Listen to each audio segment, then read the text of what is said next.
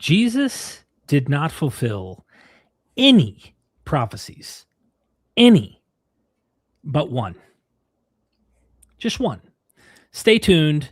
I have my friend Stephen Ford joining me. Like the video, share the videos. I can't wait to cover this content with you. Stephen, welcome to MythVision, my friend. Thanks for having me, Derek. It's nice to be on. Absolutely. For those who don't know, Stephen has helped contribute on some of the documentaries in the past that we've produced with the scripting side of things, and even in some cases, actually creating some of the documentaries yourself with your own artistic abilities. And some of them had to do with the topic we're dealing with today. So we need to let people know, you've been part of some of the projects. I also want to show people you have a YouTube channel you haven't done much with yet, but 492 subscribers. Let's get those numbers up. Those are rookie numbers, ladies and gentlemen. We got to bump them up, right? Wolf of Wall Street in this biz. Stephen, we're also planning hopefully to accomplish a book together, or books, plural. Yeah. We gotta get this information out there, man. The work in progress. Literally. It's looking really good so far. It is. Got some interesting stuff to bring out. I think so. Most of the stuff people don't know about. Mm-hmm. And some of the stuff you've even recognized some scholars don't maybe look at. And that's when, we're doing some really good work, when interesting observations. Real quick before we begin, I think it's worth noting you have something that's peer reviewed in the process right now, and past peer review, and it's going to probably overlap with some of the material we discussed today. Yes, I have been working on a paper specifically about Psalm 22:16, and I've been working on it for about a year now. It's been nearly a year, and it's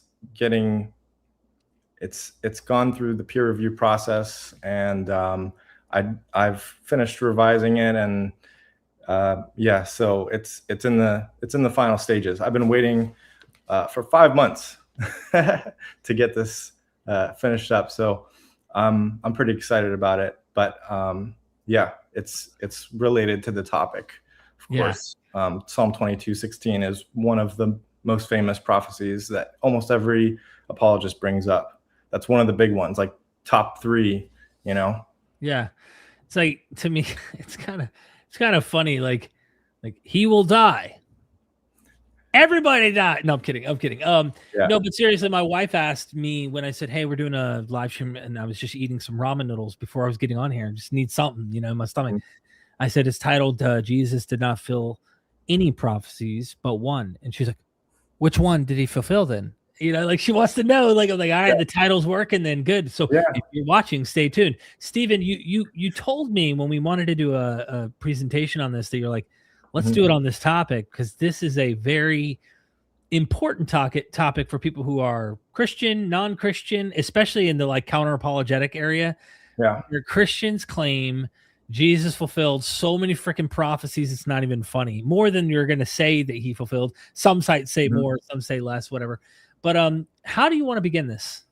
Yeah, so this is probably one of the oldest arguments, one of the earliest arguments, I should say, that Christian apologists have used all the way back in the beginning. The very early history, right after Christianity took off, the earliest apologists like Justin Martyr, Tertullian, Clement, they were using the prophecies argument heavily, arguing that the Old Testament predicted Jesus specifically as the Messiah, because they were trying to win over the Jews who rejected Jesus as the Messiah. So this was the argument that was most likely to convince a Jewish person who did not believe in Jesus, like, your own scriptures prove that Jesus is the Messiah. Your own scriptures point specifically to Jesus, and they show them all these proof texts.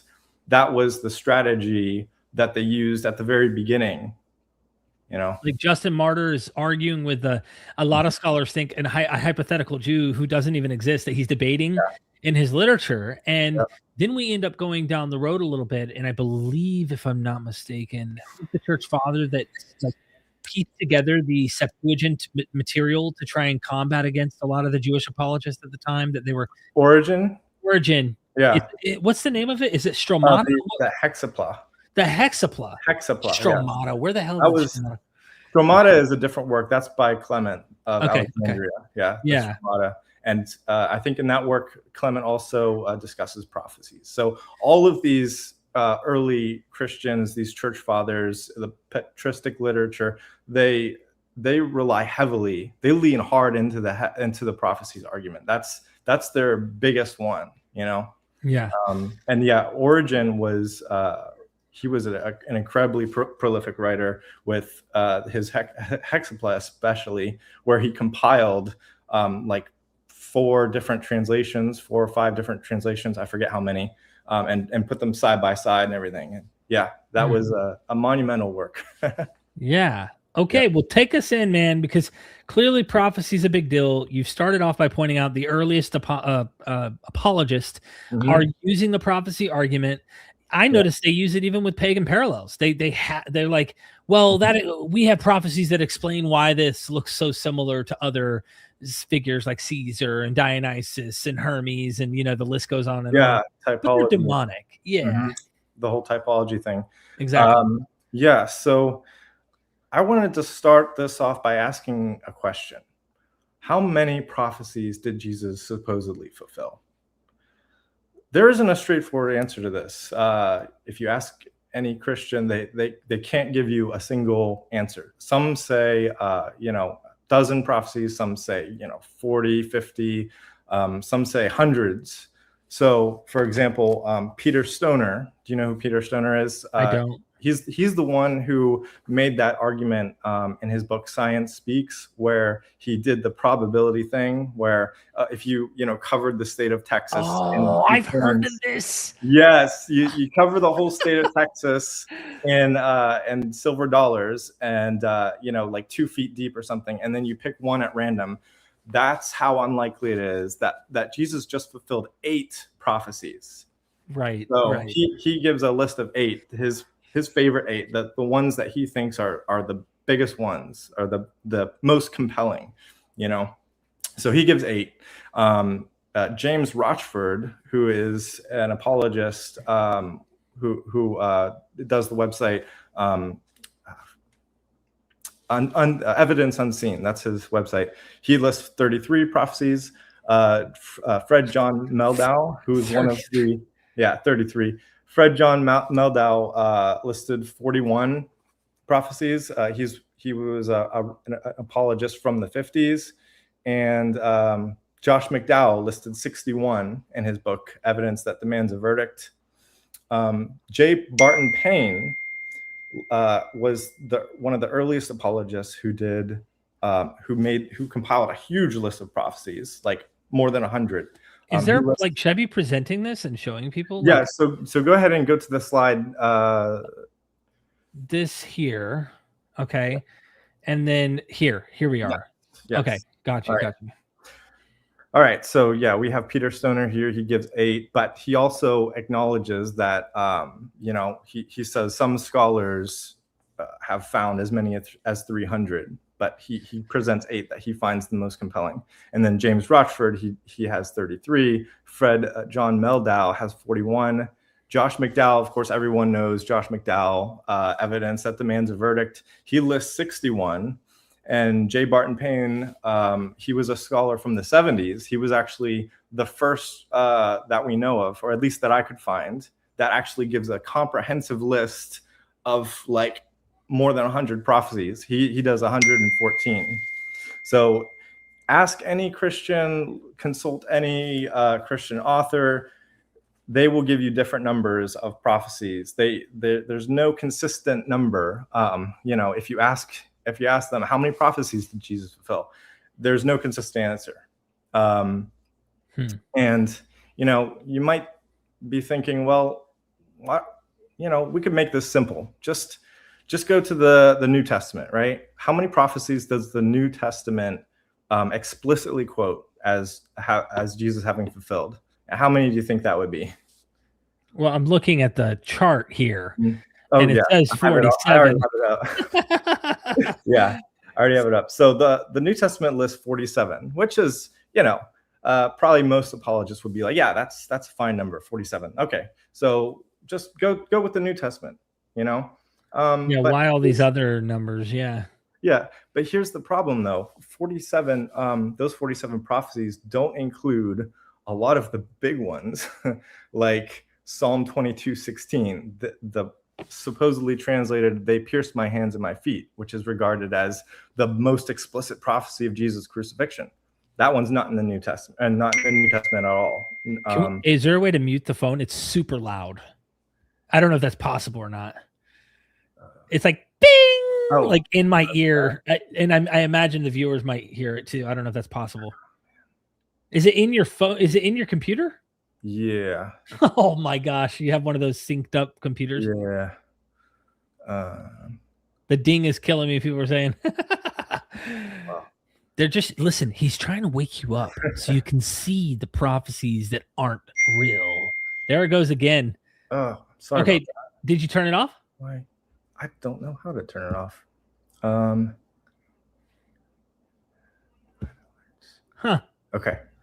I did hide alerts. There you go. That we predict that we can enjoy the show now and the prophecy will be fulfilled. Sorry, everybody. We're getting it. Oh, here it is. Okay. Message received, sound. None. Okay. Boom. Okay. Okay. Problem solved. Sorry about that. You're fine. So, okay. All right. So I'm going to bounce back and then you say next slide. I'll come back to the slides. That way people can see us communicate here. So your point is that some of the big ones like Psalm 22 is not even in the New Testament, yet it's used by Christians all the time. Yeah. So, you could just limit the number of prophecies to 47 because that's the number that the New Testament gives. It doesn't actually say that there's 47 prophecies, but if you go through everything that the New Testament quotes, you get about 47. That's what I got at least. But these don't include Psalm 22:16, which is one of the biggest ones. They also don't include Daniel 9. The Daniel 9 70 weeks prophecy, that's not quoted in the New Testament at all. And they don't include, there's a whole bunch they don't include. But so we also get this claim from a lot of apologists that Jesus fulfilled more than 300 prophecies. And this is,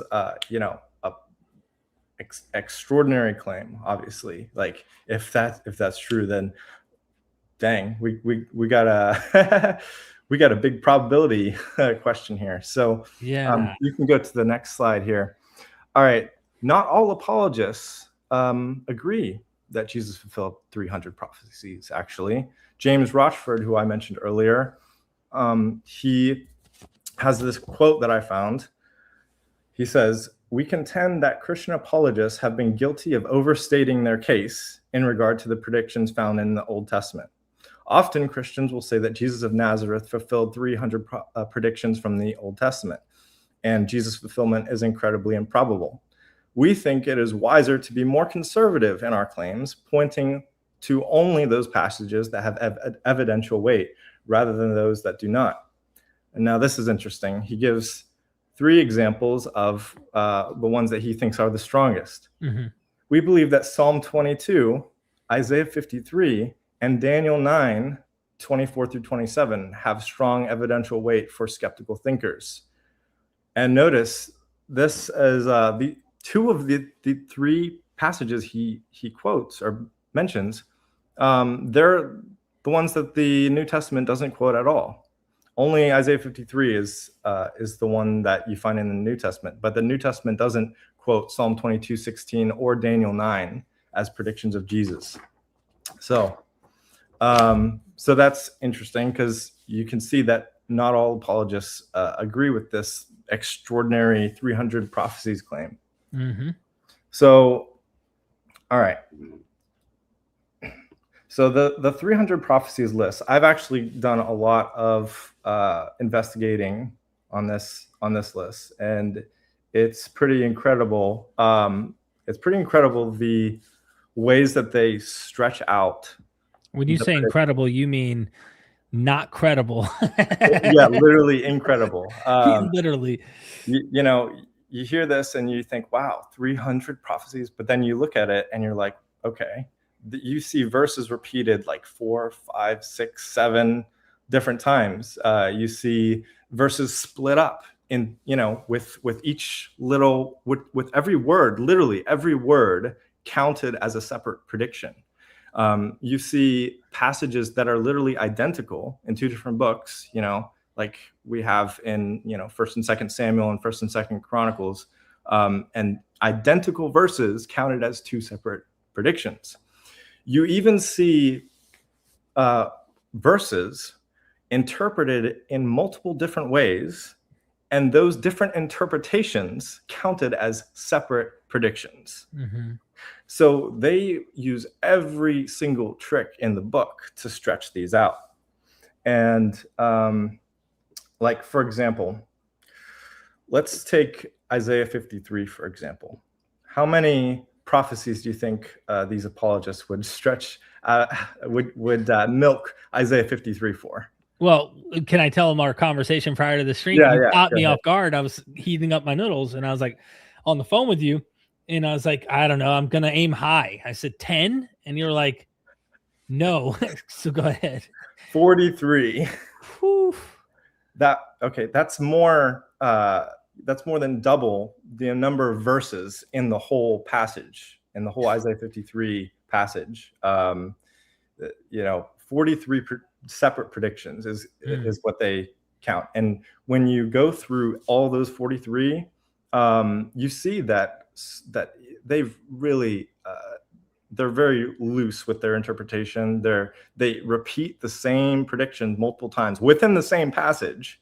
So it's not like they're saying, okay, 2 different passages are making the same prediction. No, they're saying, oh, different parts of the same passage make the same prediction. That counts as 2 separate prophecies, or 3 or 4, or, you know, what have you. Right. But it's, you know, they use every single trick in the book to do this. And I've been studying these lists of 300 prophecies for a long time now. And what I've found, I'll give you just some basic stats here. So some of the prophecies are not even like some of the prophecies listed in these websites that give these long lists. Yeah. They include things that apologists don't even believe that Jesus fulfilled in the past, like things that he's supposed to fulfill when he comes back in the second coming, right? That accounts for about 13% of these lists. These are counting them, but they haven't happened yet. These are predictions that are being counted, even though Jesus hasn't done them yet. Right. Things like, oh, he's gonna bring judgment to the earth and he's gonna reign forever. Things like that accounts for about 13%. Theological claims, these are just statements about Jesus that are not verifiable, like, oh, he's the Son of God, for example. You can't verify that, or you can't prove it or disprove it. Thank you. You can't prove or disprove theological statements like, he's the good shepherd, he's the bread of life, that kind of stuff. Right. Those kinds of claims account for, what do you think it is? Well, you got me wanting to aim higher than normal based on our prior encounter. I'm going to go with 20% this time. 39%. Ooh, you 39% of these huge lists are just theological statements like, oh, he's the bread of life, he's the good shepherd, he's the Son of God, he's whatever. So combining those two, you're almost at 50% of like fluff. Yeah, there's so much fluff. It's insane. Repeated verses account for 27%. That's a separate. That's not in addition to the 39% and the 13%. That's like a separate, reckoning that I did. But so 27% are just repeated verses. 13% are not fulfilled, are not things that Christians even believe that Jesus fulfilled already. They're things that they think he's going to fulfill in the future. And 39% are just completely unverifiable. So yeah, that's just gives you a rough idea of how much fluff is in here. So, all right. So I agree with James Rochford, a Christian apologist, who says that, the 300 prophecies number is overstating the case. Now, let's get to. So I have 12 fatal flaws that I came up with. Basically 12 big problems with the prophecies argument, just in general. All right. Got it. And rather than going through each prophecy one by one, I decided to just go through each fallacy one by one and just give some prophecies as examples, Okay. So the first one is apologists do not agree with each other about which passages count as real prophecies. And when you say apologists too, you're not just talking about modern. You're talking about historical fathers that are apologists. Got it. I'm talking about the entire history of Christianity, from modern apologists to apologists like Peter Stoner from the 50s and 60s, even apologists from the 1800s, even apologists from the 1500s like John Calvin. Okay, so the first one, this is the biggest one. Zechariah 13:6. So this is a verse that alludes to a figure who is saying, wait, let me see if I have the quote. Is the quote in the slides? I didn't know if I don't think it brought up the quote in the slide. Let's see here. Wait. No, and by the way, it's definitely shrinking the quotes. So the HTML I have has like the bigger quotes. Should I try and share that one? No, this is fine. Okay. So this is the way the verse goes, basically. This is Peter Stoner's quote. And one shall say unto him, what are these wounds in thy hands? Then he shall answer, those with which I was wounded in the house of my friends. So this is a verse that sounds a lot like it's talking about Jesus. It's talking about he was wounded in his hands, and this happened in the house of his friends. So it sounds like it's saying that he was wounded by people who were supposed to be his friends, like his fellow Jews. That sounds like a prediction of Jesus being wrongfully crucified by his fellow Jews. So. But here's the problem. The passage is, it's talking about a false prophet who was wounded, or an idol worshiper who has wounds on his hands or his arms because of their self-inflicted cuts, like ancient pagans sometimes did. You can see the prophets of Baal did this in the Old Testament when they were having that competition with Elijah. They sliced their arms, their bodies up, as part of a ritual. So that's what this verse is about in context. And most apologists nowadays are actually embarrassed about this verse. That it's become a big problem. And you can see, is the Michael Brown quote on here? Yeah. Only partial. I'll just read the full quote for you. This is what Michael Brown says. He sums it up perfectly.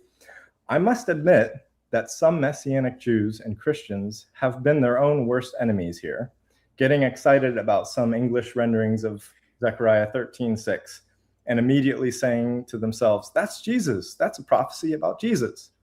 Consequently, they have used this verse as a Messianic proof text, giving the anti-missionaries something embarrassing and erroneous to expose. This passage has nothing to do with Yeshua, and it is not Messianic in any sense of the word. Damn. And so you see, let's see, John Calvin. I have a quote from John Calvin here. Some apply this to Christ because Zechariah has mentioned wounds on the hands, but this is very puerile. For it is quite evident that he speaks here of false teachers who had for a time falsely pretended God's name. And then they say that they were friends by whom, and then they say that they were friends by whom they were smitten. They acknowledge themselves worthy of such punishment and murmur not. So John Calvin disagrees with this. Michael Brown disagrees with this. And most modern apologists, when you look at their books that talk about the messianic prophecies, they just leave this verse out because it's an embarrassment. It's something that it was once popular before. 100 years ago, 60 years ago. It's a perfect test, though, because even having look, you haven't even brought any of your personal skeptical beliefs to fore here. You're literally just showing. Look at what other apologists say about these prophecies you Christians are using. And for me, the fact that so many Christians can read like a Pesher-like thing in the middle of a sentence, completely irrelevant of the context. They don't care what the context is, but they could find something that gives an illusion of some parallel they find in Christ. And then they're able to slap that as a prophecy onto Jesus, tells you that it's so subjective what they're doing to begin with in trying to say this is fulfilling Jesus. Yeah. It's wild. Wow. Yeah. The whole thing, the Zechariah 13:6 thing, the same apologists or the same strategy that some apologists have used to make this a prophecy about Jesus. This is something that they do with lots of other passages. And, apologists like Michael Brown, they have refuted this and admitted that this is a problem, but then they do the same thing for other passages. Exactly. And okay, so you admit that this verse was taken out of context and applied to Jesus when it's not about Jesus. But then you're going to do the same thing with other passages. Bingo. And you're going to think that those are valid, but this one's not. Yeah, this one's a pretty obvious embarrassment. I mean, let's be honest. It's like pulling I don't know. It's an embarrassing situation. The guy isn't even a noble, righteous person. He's an evildoer. He's a false idol worshiper. So I could see why some Christians would go, guys, stop using that one. But the fact that some Christians did see it in there is a red flag for me to begin with. The whole operation. The whole operation is just non-starter. We need to keep this in mind moving forward, that this is something that Christians themselves admit is a problem, taking verses out of context and applying them to Jesus when they should not be applied to Jesus. This is something that Christians admit is a bad thing, basically. Right? But it's interesting, people talk about Peter Stoner all the time. They talk about that whole, covering the state of Texas with silver dollars thing, and then picking one at random, and that's the odds of Jesus fulfilling all these prophecies. And he gives 8 prophecies, right? Zechariah 13:6 is one of those 8 prophecies. Oh my God! I got to give you a little context here because this is personally relevant. I didn't tell you this on the phone.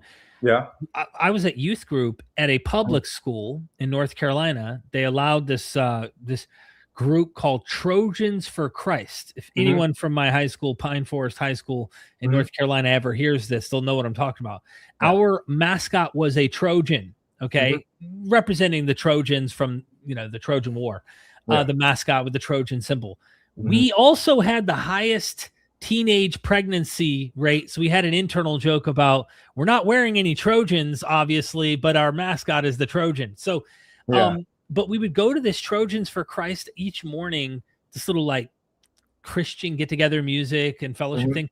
And they'd have this outsider guy who came in one day and he's preaching this very point.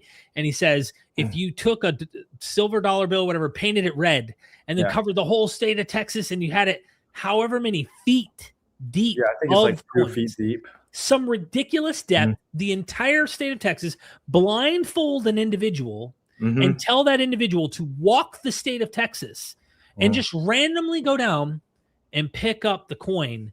That is how statistically improbable it would be that this guy would fulfill these prophecies, and Jesus did. These 8 prophecies. Only 8. These 8 prophecies, and one of them is this prophecy that's now an embarrassment to apologists. That's ridiculous. Yeah. I bought it. I'm like, oh wow, my Lord's even more convincing. At the time I was definitely into it. Yeah, and I can actually illustrate how much of an embarrassment this is. I was looking through Josh McDowell's book, Science Speaks, right? Or, sorry, that's Peter Stoner's book, Science Speaks. Josh McDowell's book, Evidence That Demands a Verdict, right? Okay. He lists these 61 prophecies, all right? And he numbers them too, which is helpful. But he also talks about Peter Stoner, and he talks about Peter Stoner's probability. It's ridiculous. It's a ridiculously absurdly improbable number. And he briefly mentions the 8 prophecies that Peter Stoner gives. But when it comes to Zechariah 13:6, he changes it. He changes that item that Peter Stoner used. Peter Stoner used Zechariah 13:6. He changes. I think it's like number 4 on Peter Stoner's list. Yeah. McDowell replaces Zechariah 13:6 with Psalm 41:9 and Psalm 22:16. Huh. It's almost like he knew. So he's trying to hide it, basically. Yeah. Yeah. Oh my gosh. This is Josh McDowell, the famous apologist, of course.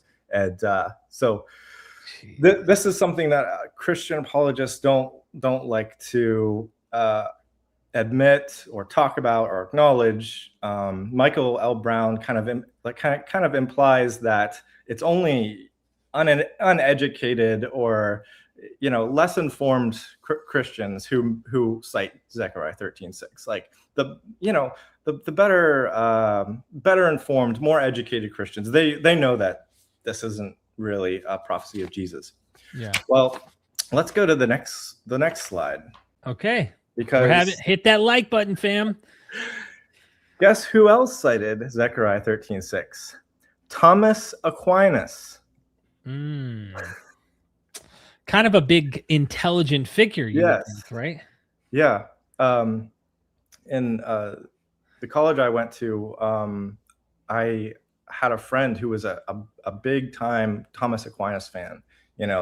He read everything that Thomas Aquinas wrote, and he was big into Thomas Aquinas. Well, Thomas Aquinas himself regarded this as a valid prophecy of Jesus. So you can't really say that, it's only the uneducated Christians who think that, Besides Thomas Aquinas, you also have Albert Barnes and Charles Ward Smith. He's actually a modern Christian. He wrote a commentary in 2014. And Fred John Meldau, who's, he was a big time apologist in the 50s and 60s. So major apologists cite Zechariah 13:6 as a real prophecy of Jesus. So you can't pretend that this is just something that uneducated Christians, think. Good point. Anyway, now I'm going to bring up another one, and this one is very interesting because I don't think very many people know about this.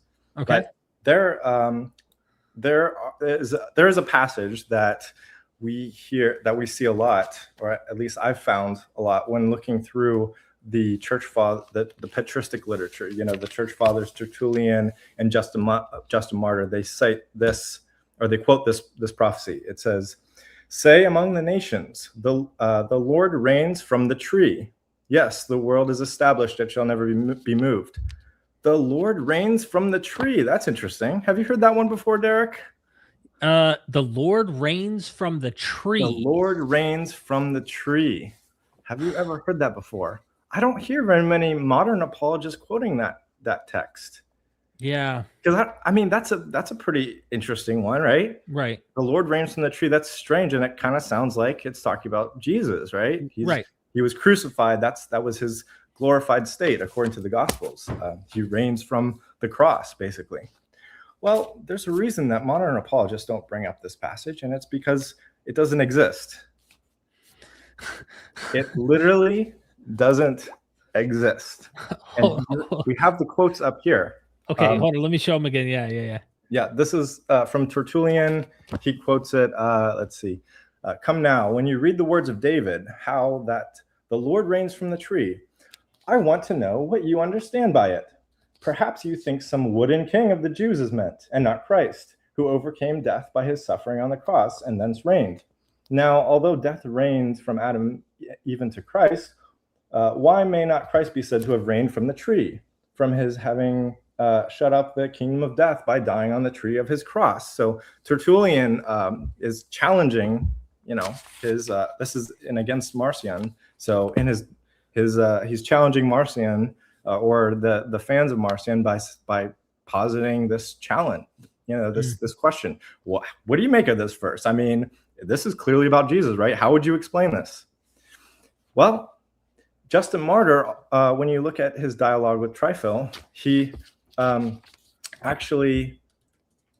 he complains. He's complaining here in dialogue with Tryphil 73 that the Jews have taken this line from the tree or from the wood out of the text. The Jews edited it out. They didn't like it, so they removed it. He complains. He says, and from the 96th Psalm, they have taken away this short saying of the words of David, from the wood. For when the passage said, tell among the nations, the Lord has reigned from the wood, they have left, tell among the nations, the Lord has reigned.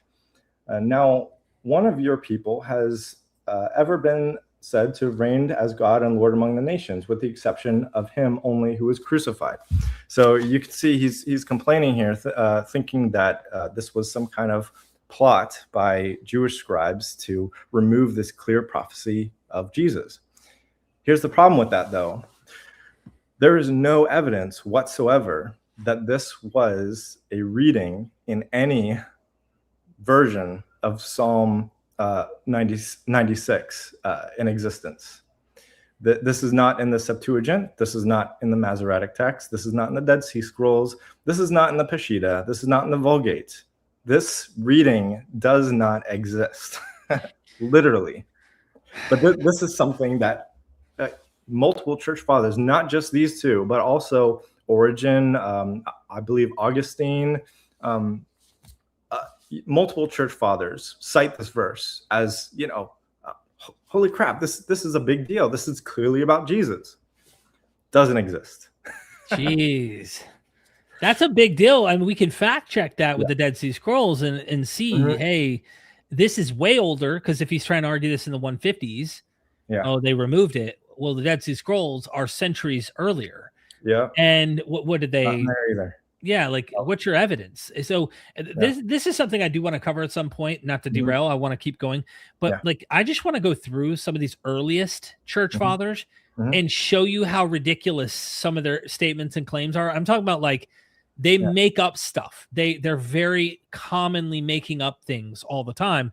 And I want to show people that you really need to be, if these are the fathers in your tradition that are doing it. So not only do they cite prophecies that don't exist, they also have lots of interpretations and translations, variant readings that completely disagree with modern apologist interpretations or translations. And we're going to get into that later. But I think that's all I have for this first section. Okay. Go to that slide. Okay, so this is the real verse. The real verse says, saying among the nations the Lord reigns, yet the world is established. And the one that the church fathers are citing is this strange variant that says the Lord reigns from the tree. That doesn't exist. We don't have any evidence of that. That's not in the Septuagint or anything or any other source. So this is probably just might have been some kind of gloss that was circulating in some Christian communities, but this is not one of the translations. Jeez. Yeah. All right. So number 2, disputed translation. So this is another big flaw with the prophecies argument in general, is that a lot of the time the predictions cited require readings of verses that are that are either disputed or they're completely erroneous. All right, and I have three.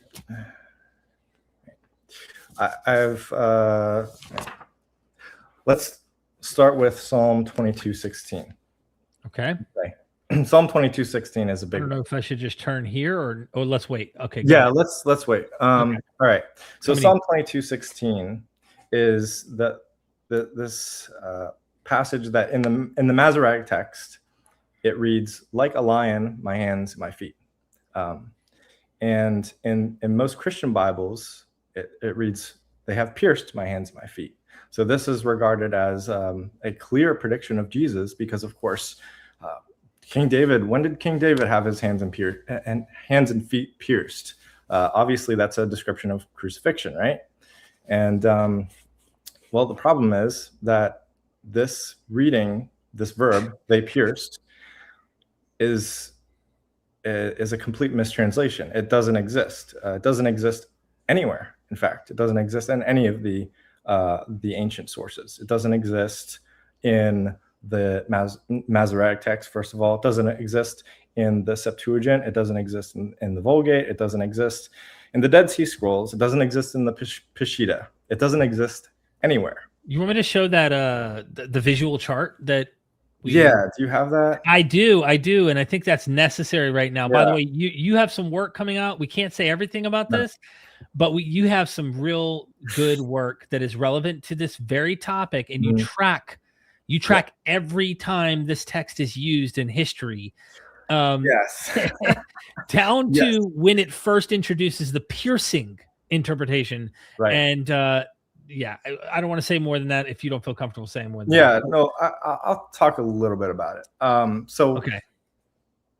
If you ask most people, whether Christian or non-Christian, or Jewish, atheist, whatever, anyone who's really looked into this question of the pierced reading, they'll, Christians of course say that pierced is attested in the Septuagint and in the Vulgate, and in the Peshitta. That's what they claim, that these old ancient readings say pierced. But if you really look into it, you can see that they actually don't.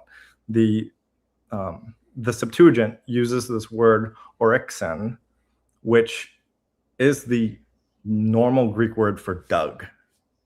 Right? It does not mean pierced; it means dug, and that there's a difference between piercing something and digging. You don't pierce. You don't pierce a grave. You don't pierce a well. You dig a grave. You dig a well.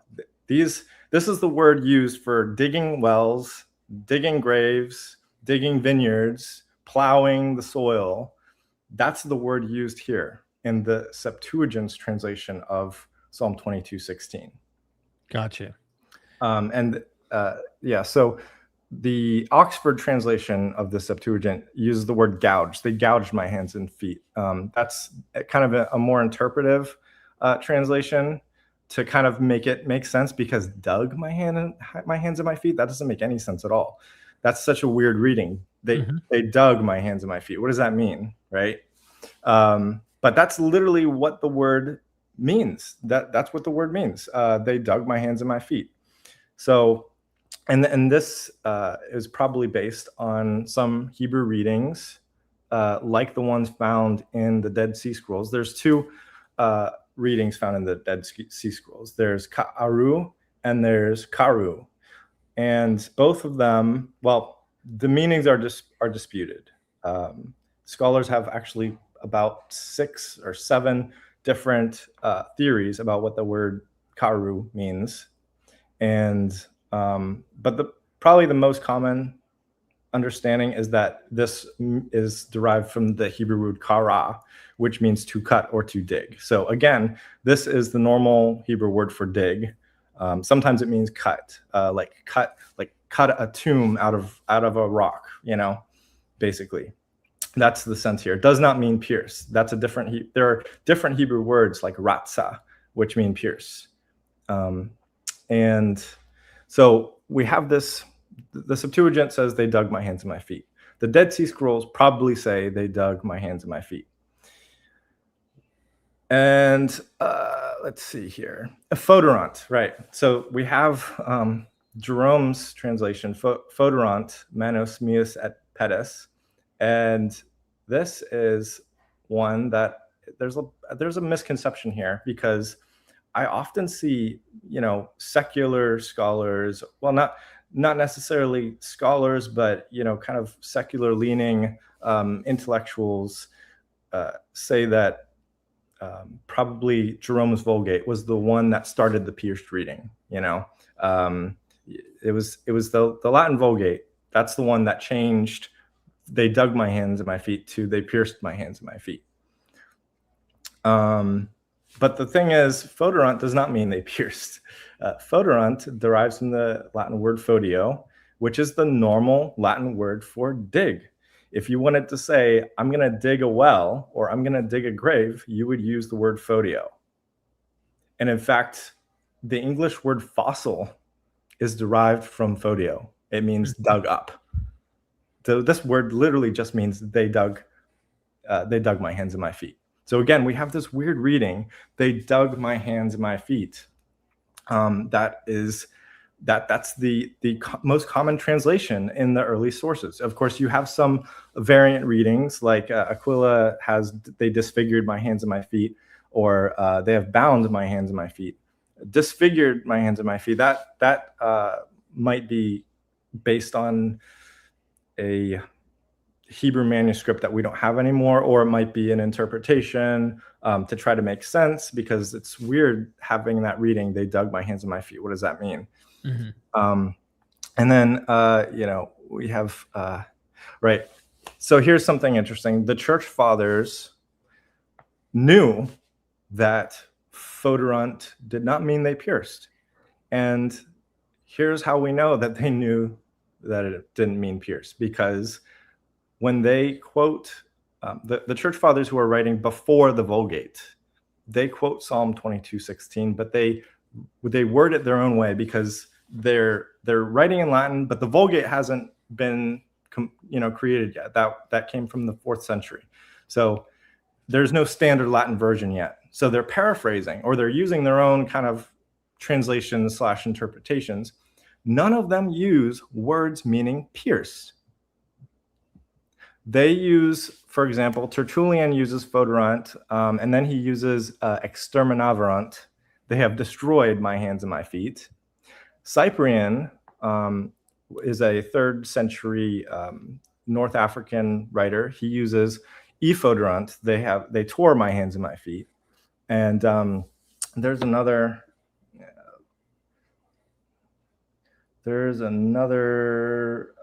church father who also uses ephoderant. Who is that? I don't have that one. Yeah. Lectanius, I think his name is. Anyway, so the point is that the church fathers who were writing in Latin, they knew that photorant and the Septuagint's rendering did not mean they pierced my hands and my feet. None of them, when they paraphrase the verse, none of them paraphrase it using a verb in Latin that actually means pierce. They use all kinds of different verbs. They destroyed, they tore. The Peshitta uses a verb that can mean cut or wound or something along those lines. It doesn't mean pierce, even though sometimes the Peshitta is translated as saying they pierced my hands and my feet. It actually is not that specific. But anyway, and then this question, because modern Bibles all say they pierced my hands and my feet, well, not all of them, but most of them, the NIV, the King James, the ESV, So at some point, Christian Bibles started using pierce for this verse, Psalm 22:16. They changed it from they dug my hands and my feet to they pierced my hands and my feet. Mm-hmm. And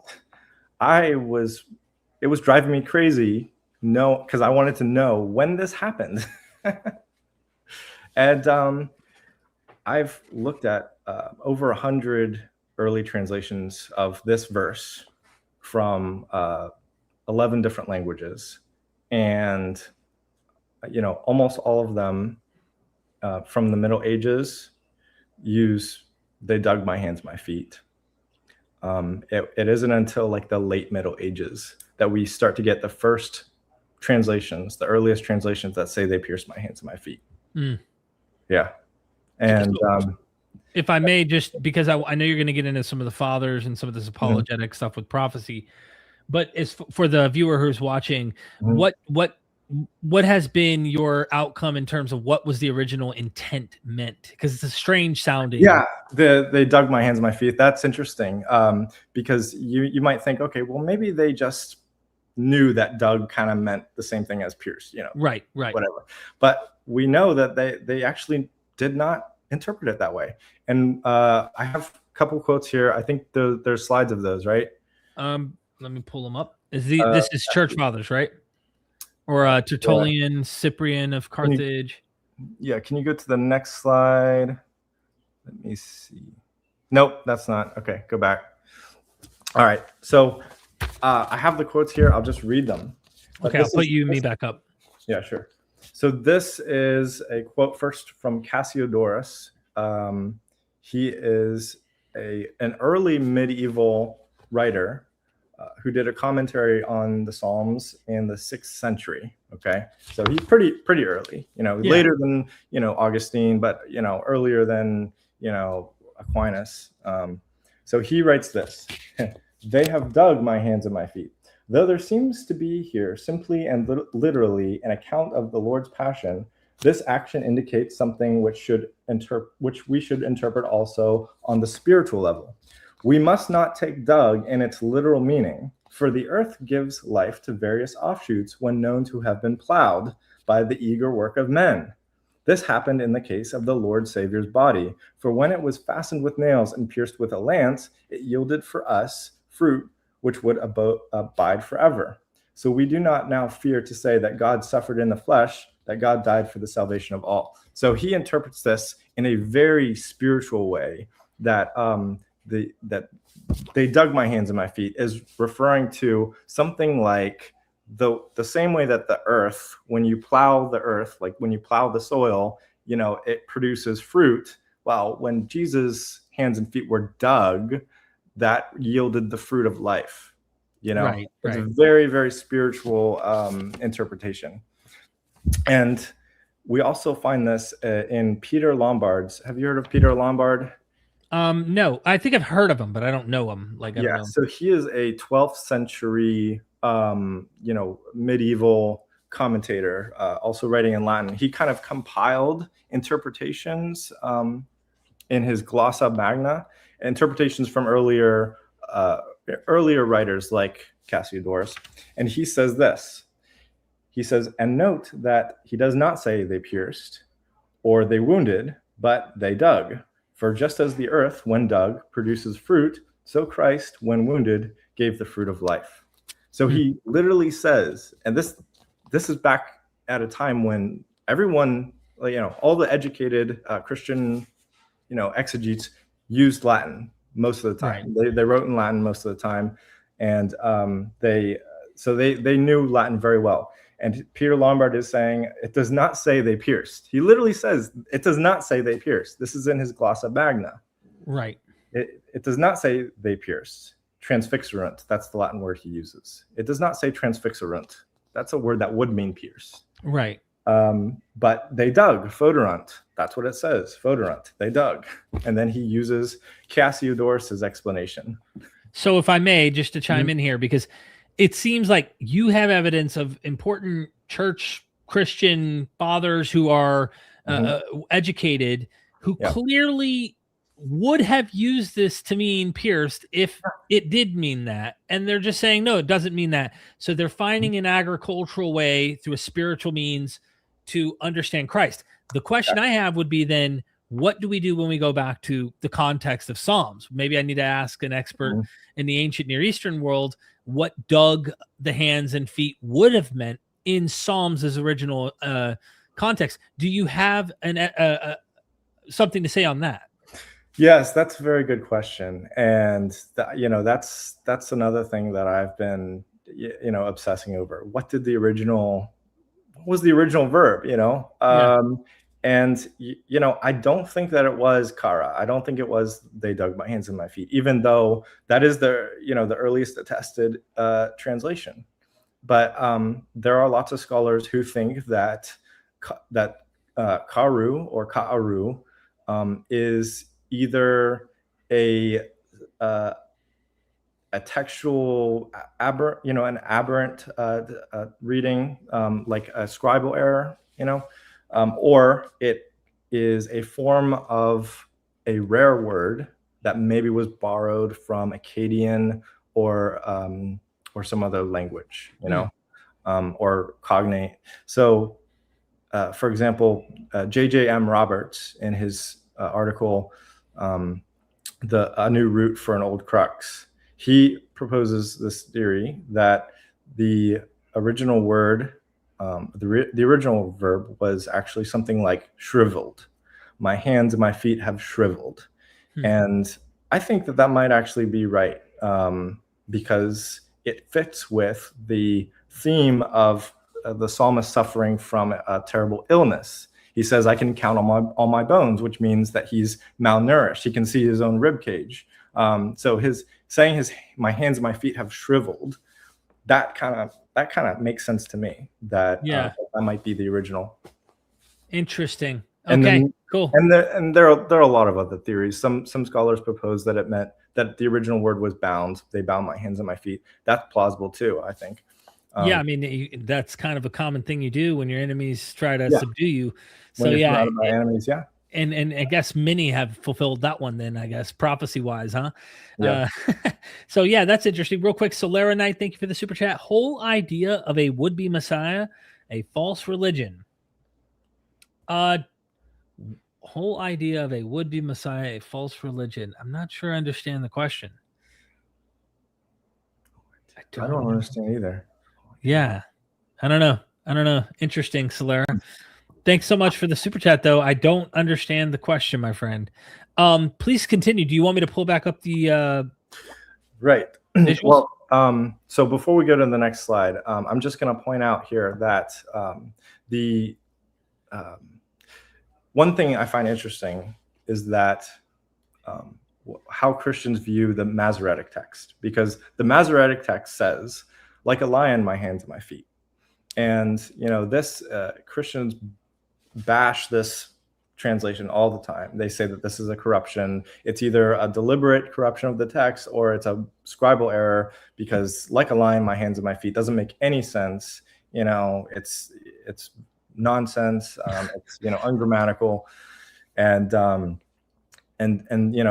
Masoretic text is so late, it dates to like this 10th century. So we can't trust the Masoretic text. The Masoretic text is, we should trust the Septuagint. The Septuagint is, way older. It's 1,000 years older than the Masoretic text. So when it comes to Psalm 22:16, they regularly bash the Masoretic text and say, no, we should just look at the Septuagint.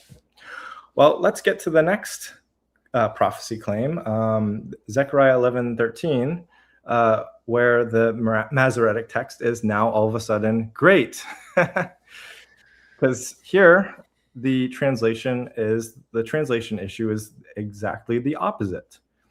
The Christian apologists who cite this verse, they are completely dependent on a variant reading of the Masoretic text, which we are pretty sure was actually a corruption, and we have evidence that it was a corruption, right? So this verse, in most Christian Bibles, it's the 30 pieces of silver thing. The Lord said to me, throw it to the potter, the handsome price at which they value me. So I took the 30 pieces of silver and threw them to the potter at the house of the Lord.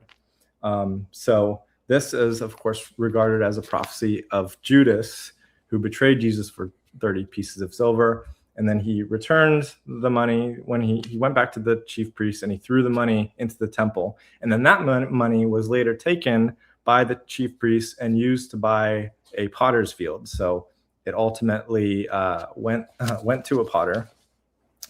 But the more secular translations of this verse say, and then the Lord said to me, throw it into the treasury. So I took the 30 shekels of silver and threw them into the treasury in the house of the Lord. That's the NRSV. So there's a tension here. What is the original translation of the verse? Is it supposed to be potter, or is it supposed to be treasury?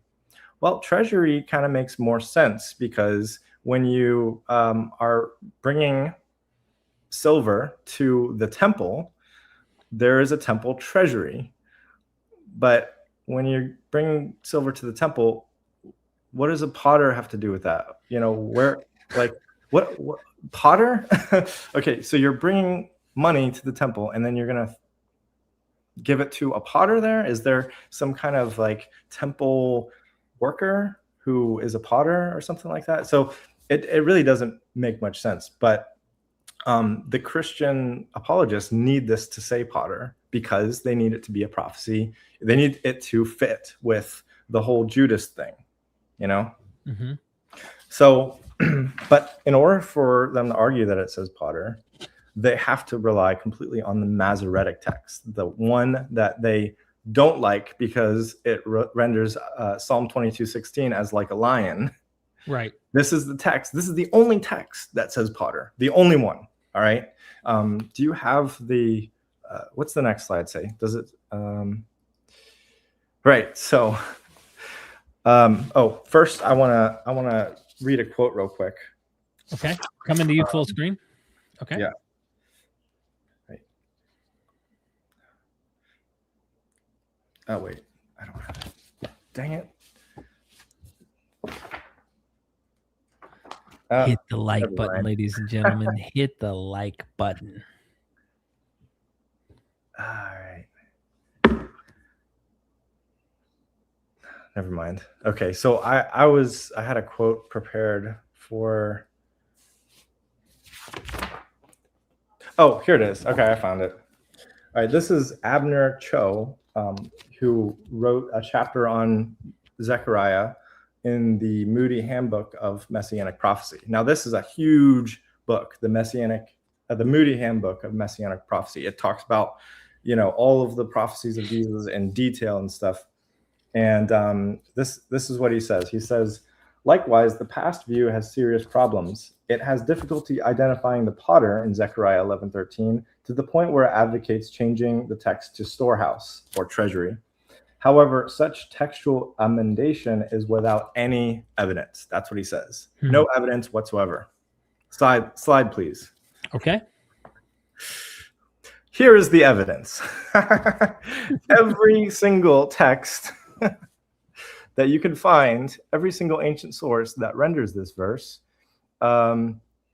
it does not, never says potter anywhere. They all use words that are that either are like synonyms of treasury or storehouse, or related.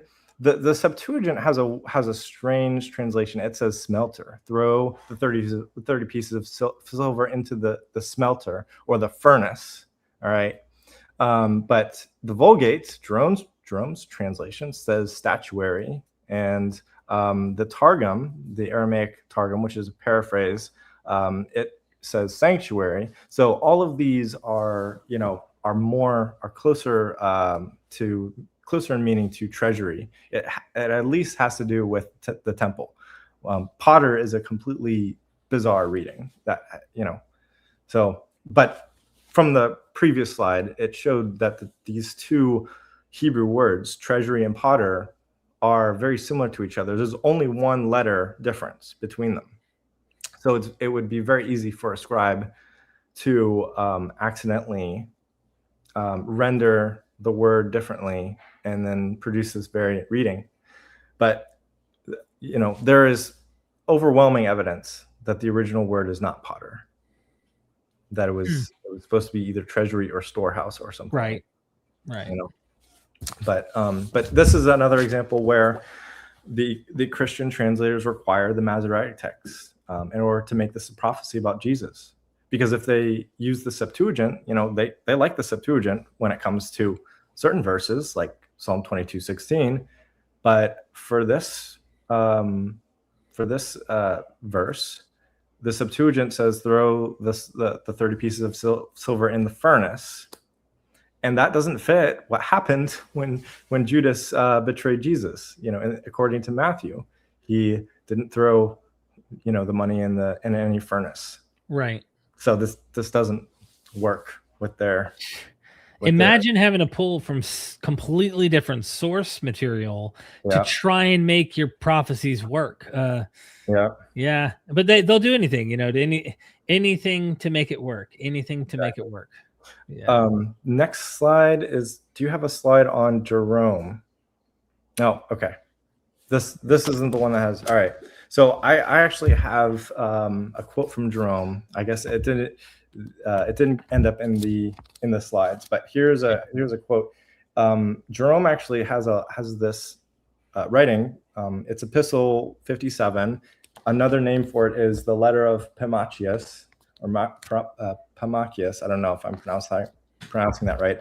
On the best method of translating, and this is a really interesting text because Jerome gets into the weeds a little bit, because he's talking about problematic translations, where he's using the early sources, but he's not sure which one is right, and he's like comparing different translations with each other. Right. And here's what he says about Zechariah 11:13. He says, this passage is, well, first of all, of course, Matthew quotes this as Jeremiah, not Zechariah, which is another whole issue. But Jerome says this passage is not found in Jeremiah at all, but in Zechariah, in quite different words and in altogether different order. In fact, the Vulgate renders it as follows: "And I will say unto them, if it is good in your sight, give ye me a price or refuse it. So they weighed for my price 30 pieces of silver, and the Lord said to me, put them into the melting furnace." And then he says, "It is evident that the rendering of the Septuagint differs widely from the quotation of the evangelist. In Hebrew also, though the sense is the same, the words are quite different and differently arranged." He's quoting from the Hebrew now. Listen to what he says. "And I said unto them, if ye think good, give me my price, and if not, forbear. So they weighed for my price 30 pieces of silver, and the Lord said unto me, cast it unto the statuary," not potter. Right. Jerome himself says that the Hebrew text that he was working with did not say potter. It said statuary. Wow. Problematic. So, no evidence. Yeah, sure. There's no evidence that supports the potter reading, even though this is the reading that is required to make this a fulfillment. Yeah. So where do you think Matthew got potter from then? Oh, Matthew for sure had a textual variant that he was working with, or something that was circulating in some communities. The different communities had kind of collections of passages.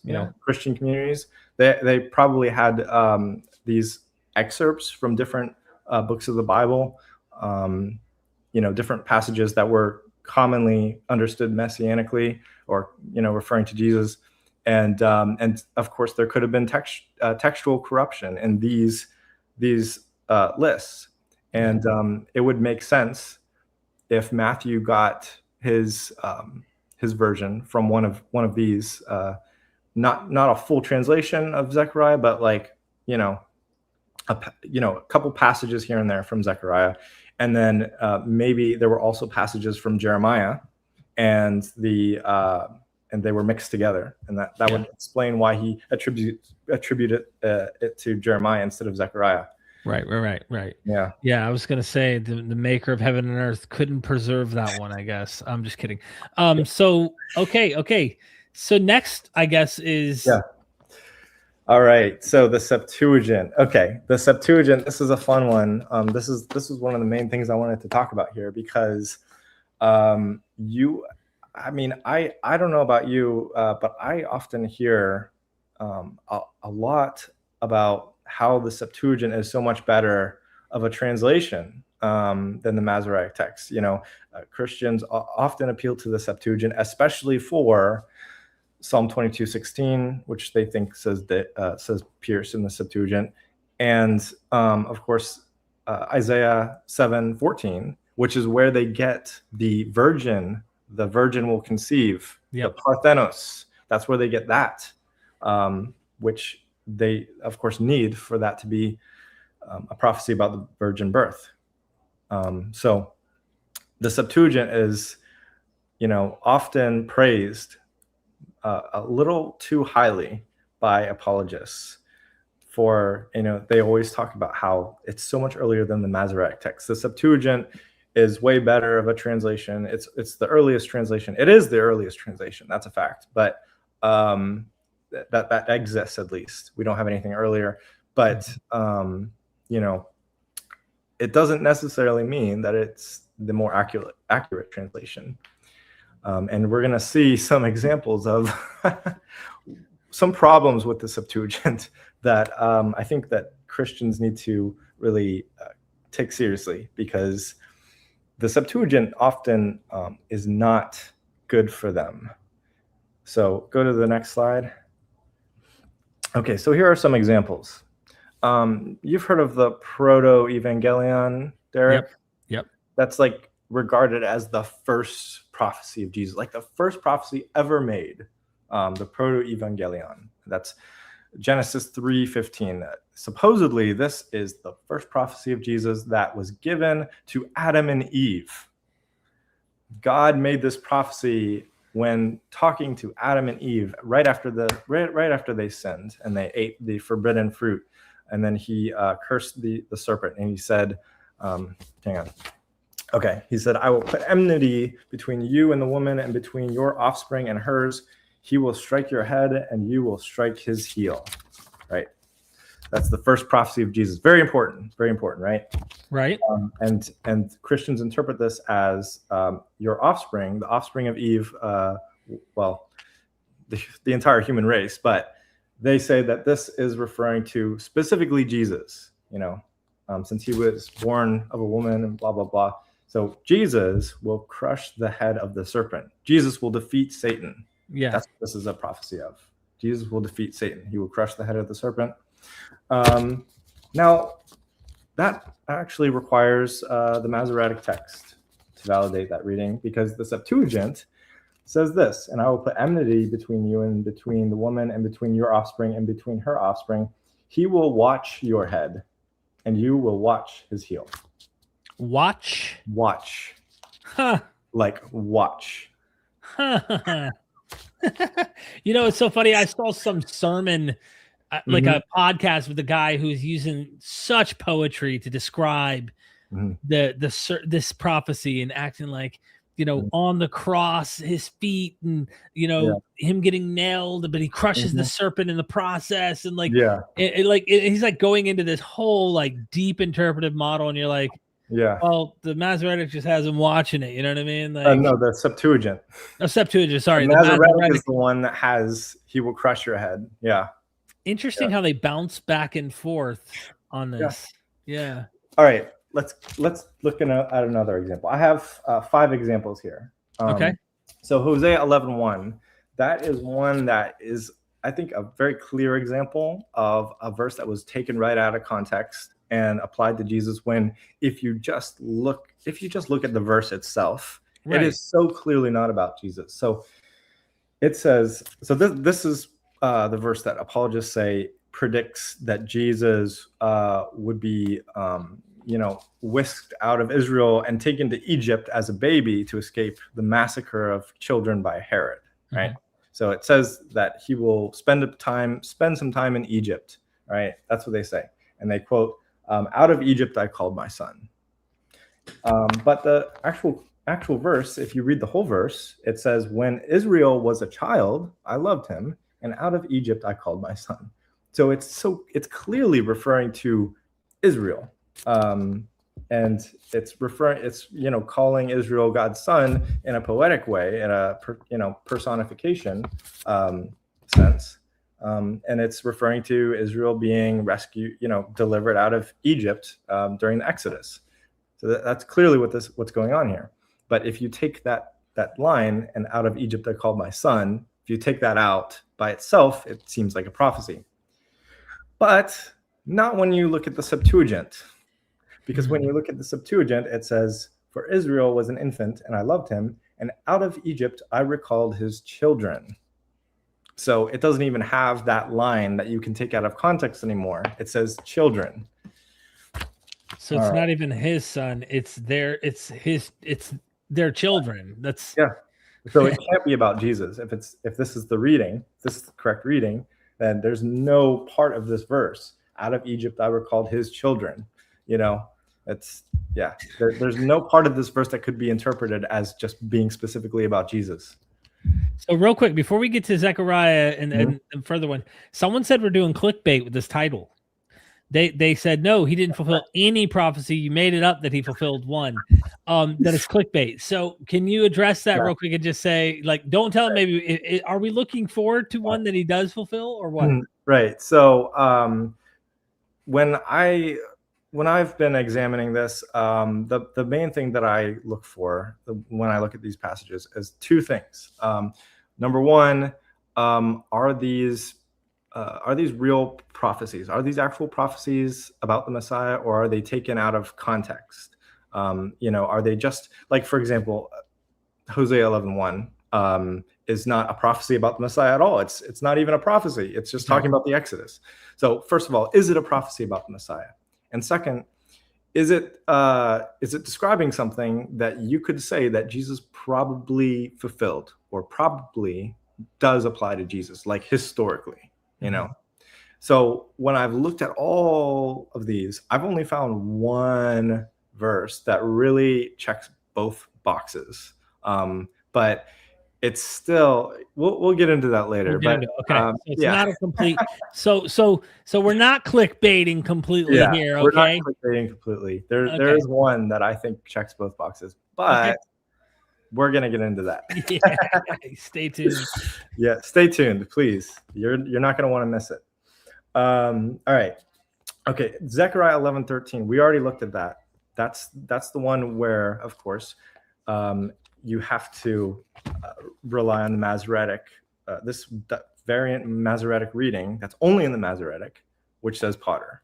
And if you look at the Septuagint, it says furnace. You will, throw them in the smelting furnace. And then Zechariah 12:10. This one's interesting because this is the one where Christians they get two main things out of this. One, this is referring to Jesus being stabbed by the Roman soldier while he was on the cross to make sure he was dead and stuff. And then, in the Gospel of John, water and blood flows out of his side and all that.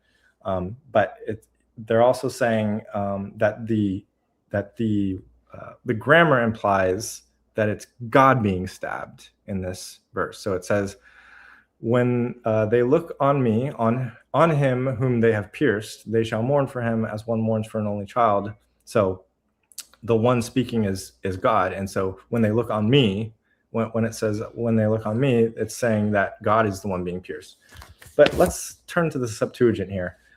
For Zechariah 12:10, it says, "And they shall look to me because they have danced triumphantly." That's what the Septuagint says. They shall look to me because they have danced triumphantly. Bro, are we reading different books? I mean, like, these books are so different. Nothing about being stabbed. And okay, so admittedly, the Septuagint wording here is very weird. It uses a word that is difficult to translate. And so different scholars have translated it in different ways. Thompson translated it in 1808. They will look to me whom they jeered. Basically they're mocked. Yeah. And Brenton, of course, that's the one that most people use. The Brenton translation says, "And they shall look upon me because they have mocked me." So the idea, this is kind of an interpretation that the word means that mocking. And then Oxford 2007 says, "And they shall look to me because they have danced triumphantly." That's the one I just read. And then the Lexham 2019, this is a Christian translation of the Septuagint. It says, "They will look attentively to me because they have danced triumphantly." So, right. Yeah. Oh. But that's not the most interesting one, in my opinion. The most interesting one, the one where we can see the Septuagint is really not the Christian apologist friend, is Daniel 9. Now, this is, of course, one of the big ones that, remember, James Rochford said this is one of the main ones. Like, if you're going to pick 3 of the best, most compelling prophecies, Daniel 9, that's the one, along with Isaiah 53 and Psalm 22, that's one of the big ones, most important. Daniel 9:25. So for those who don't know, this is the 70 weeks prophecy, which is supposedly a timeline of 483 years from the starting point, which is usually regarded as the 5th century BCE, to the death of Jesus, right? So this is supposed to be a timeline that predicts exactly when Jesus would die. And Christian interpreters say that it predicts the exact year that he died, all right? You want me to share that graph? Yeah, sorry. Go ahead. You're good. I just want people to be able to see what you put together for this. So don't mind me, bro. Don't mind me. This is, but no, we're not there yet. Okay. That'll be right after this. But first, I want to talk about what the Septuagint says. So the Masoretic text says it gives 7 weeks, then 62 weeks, and then a last week. So this is a period of 70 weeks, split into 3 parts, right? The Septuagint gives a different number of weeks. Now, a week is 7 years in this passage. So 70 weeks is 490 years. But the Septuagint says, instead of 62 weeks, it says 7 and 70 and 62 weeks. Now, that adds up to, I believe, 973 years. 973 years, yeah. 973 years. So the Septuagint would have, if the Septuagint is the right translation, that would have the Messiah's death in 528 AD. So who's the candidate in 500 AD? You know what I mean? I have no idea. That's 500 years after Jesus. But anyway, so my message to Christians, the takeaway from this, the bottom line, I would say, is just be aware of the Septuagint. The Septuagint does not always give you the translation that you want. Don't overinflate the Septuagint's authority and reliability. I mean, it is a good source, that's for sure. It is very helpful to have, but there are definitely places where it's probably wrong, and it's definitely not your friend when it comes to these passages. Absolutely. And do you want me to show this here, this chart? All right. So the next point, the next flaw, the next fatal flaw with the prophecies argument is internal disagreements about interpretation. All right. So you don't want to look at the graph I'm showing. Can you see it? Yeah. Don't show this. Well, you can show the slide that introduces number 4 if you want, but so that's the Septuagint's translation. What it says when it says the Messiah, well, it doesn't say the Messiah, but if you regard it as a prophecy of the Messiah, it says that he's going to be cut off in 528 AD, because that's 973 years after, whatever, if you use the common Christian starting point of 445 BC, 973 years after that is the 6th century. Jeez. Okay. Yeah. So now we're getting to number 4. You didn't care to cover like the timeline of Daniel in this episode. Yes, I will cover the timeline of Daniel. Yes. Okay. But first, I just want to read a couple quotes here. So Daniel 9, again, is one of the biggest prophecies that Christian apologists are very insistent on, that this is this is supernatural. You can't possibly explain this away. This is so accurate, so precise. It has to be proof that Jesus is the Messiah. And I'll just read you a couple of quotes here from Fred John Meldau, who's an apologist from the 50s and 60s, and Mark Hitchcock, who's from more recent, like the 2000s. So Meldau says, and so the time given by Daniel from the commandment to restore and build Jerusalem until the Messiah, the Prince, works out perfectly to the very day. This is a prophecy as detailed as a roadmap with not a taint of uncertainty. It is a prediction which can be conclusively proven. It points unerringly to Jesus of Nazareth, who was the Messiah, the Prince, who was cut off by a violent death, but not for himself. And then Mark Hitchcock says, the precision with which this prophecy was fulfilled is staggering. That's why I call it the greatest prophecy ever given. Mark Hitchcock says it's the greatest prophecy ever given. It stands as a monumental proof of the inspiration of the Bible. So you can see there's a lot of confidence here from the apologists regarding this prediction. And let's see. Okay, so when I looked into this, I quickly realized something that people don't really talk about very much, which is that there are two different interpretations about when the 70 weeks begins by modern apologists. So go ahead and go to the next slide real quick. Okay, so there are four possible starting points that have been advocated by various interpreters of Daniel, either apologists or secular scholars, but most apologists regard D, the warrant to Nehemiah, as the one that they believe is the real starting point. So the 70 weeks has to begin at a specific point in history, which is a point where there was a going forth of the word to restore and build Jerusalem. That's Daniel 9:25. So they interpret this going forth of the word as the warrant given to Nehemiah by Artaxerxes the first to rebuild the walls of Jerusalem. That's what they believe.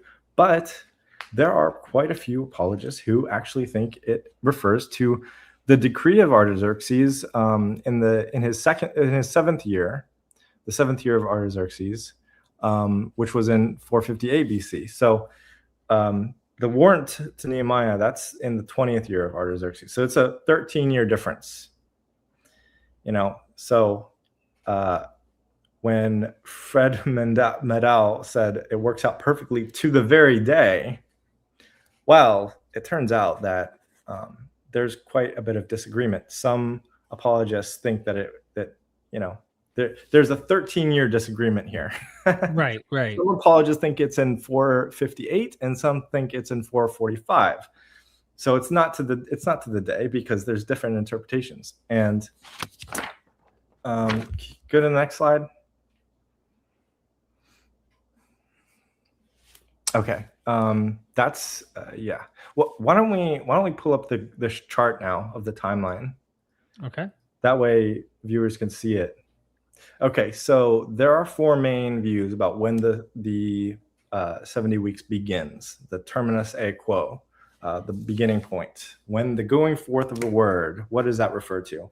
Well, the first view is that it refers to the start of the exile, when the Babylonians destroyed Jerusalem, destroyed the temple in 586 BC, and under Nebuchadnezzar, because that's the point in time where Jeremiah receives a prophecy from God, supposedly, that Jerusalem would be restored at a certain point in the future, and that's where Jeremiah gives his 70 years prophecy. So he's told by the angel that 70 years after the destruction of Jerusalem, Jerusalem would be restored.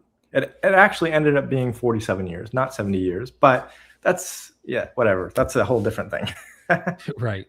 So the second view is that it refers to the decree of Cyrus, which allowed the Jewish exiles to return to Jerusalem, and then rebuild the temple and restore the city.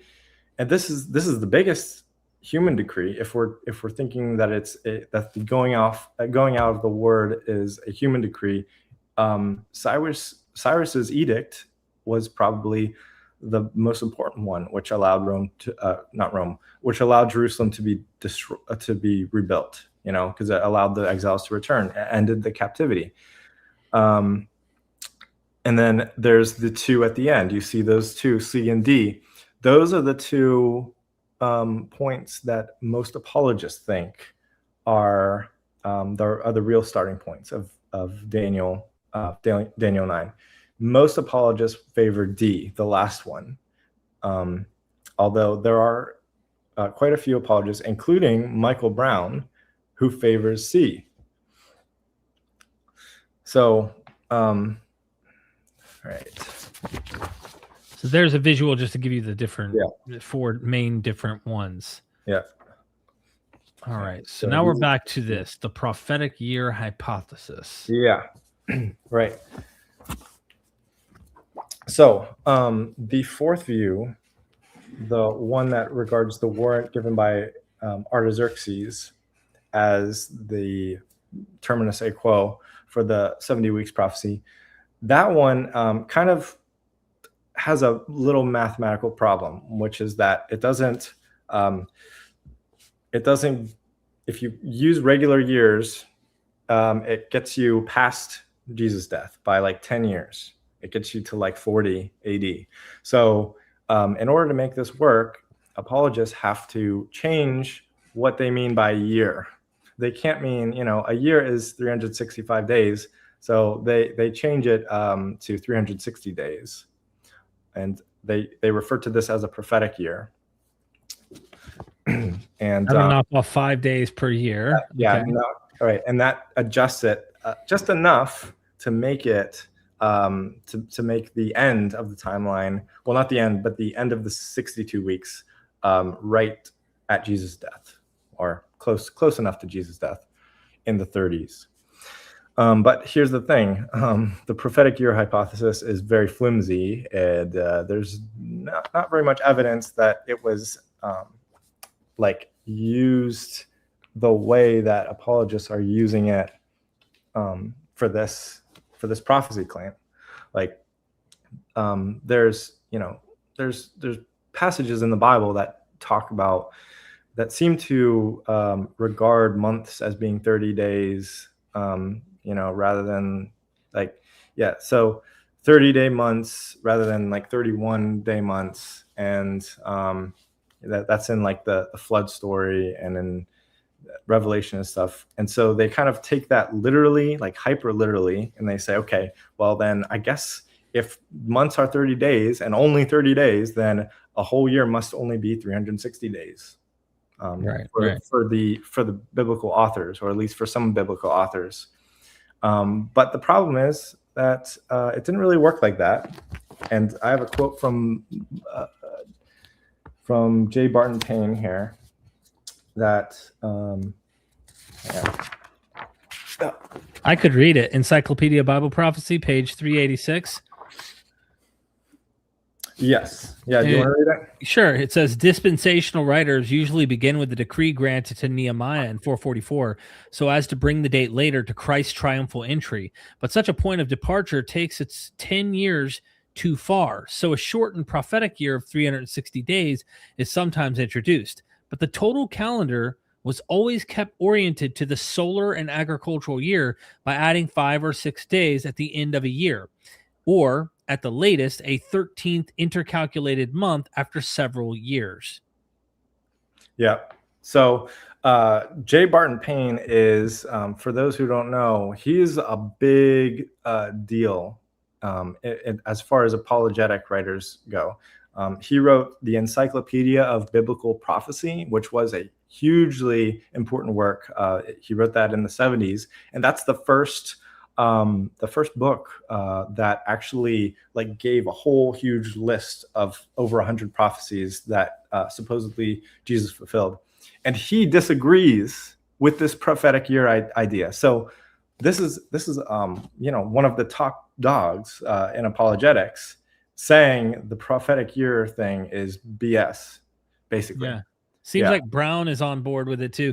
Michael Brown, you said, scholars today almost without exception and with complete justification reject the view that Daniel's 70 weeks of years are to be calculated based on the alleged 360-day prophetic year. Yeah. And then, you compare that with apologists like Eaton Barr and James Rochford, who just say, we shouldn't use our calendar system in determining this prophecy. Instead, we should look to the Bible and find their calendar system. And then it says, when we adjusted 360 years, we see that Daniel predicted the coming of the Messiah to 32 CE. And, they just kind of take this for granted. Like, of course, we should adjust the years so that the prophecy works. Of course. But, by the way, I didn't see this 11 months. Wendy, the Wendy bird. Thank you so much for being here. I didn't realize you remember almost a whole year now. So if we calculate that based on 30-day months. Okay. Sorry. So thank you so much, Wendy. Appreciate it. That'll shave off, a couple weeks or something. I don't know. So you're saying that ultimately the Christians who might be screaming in the chat, not happy with what they heard, you're saying take it up with the Christians, because even the Christians themselves have recognized that 360-day year doesn't work. Michael Brown and Barton Payne, these are and Walter Kaiser. He wrote a major book, The Messiah in the Old Testament. He is considered high authority on the topic of messianic prophecies, and he's an apologist. He's a conservative. So these are conservative Christians, even evangelical apologists, and they agree that the prophetic year idea is just it's not feasible, basically. Yeah. And that's why they prefer the third option, C, which we showed on the chart.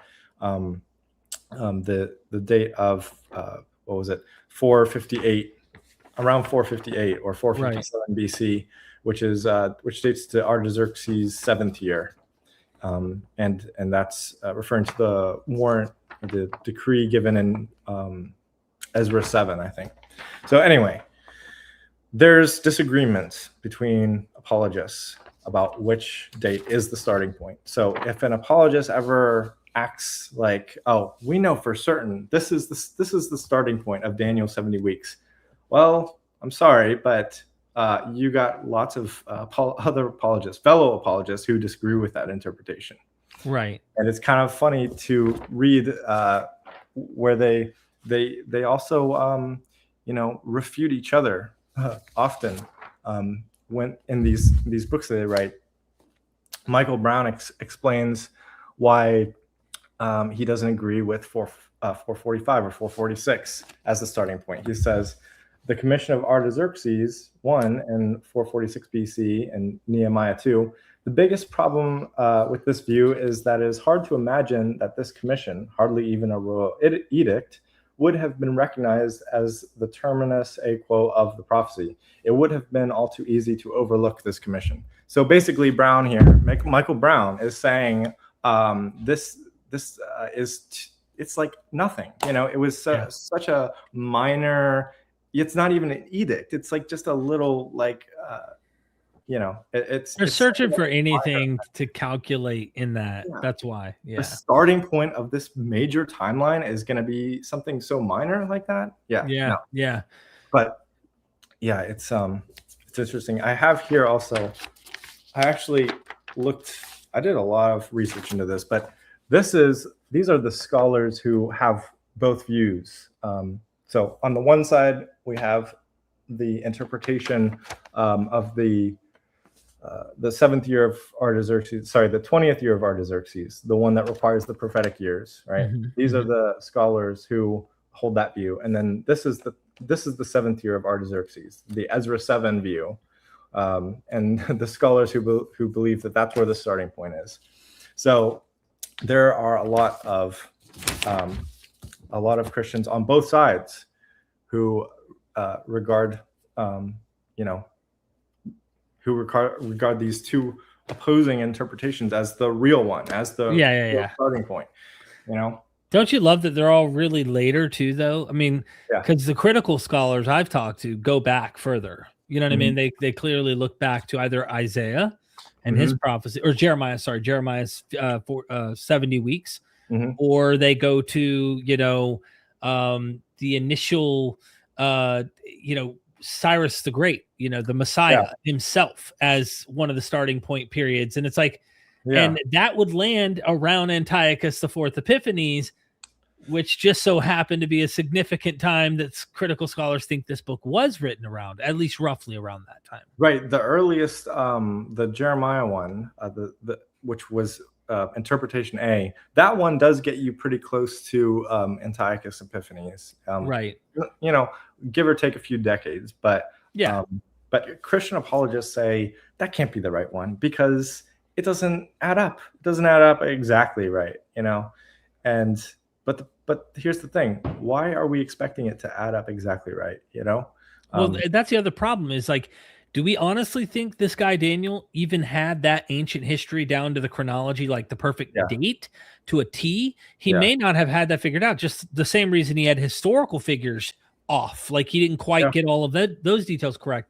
And you just go read some of the experts. We've done interviews with several, but you just got to go open the books. Anyway, I don't want to interrupt your presentation. Yeah, there's one more thing I want to say about this, and this is the I told you I had a bombshell about Daniel 9 that I wanted to bring up.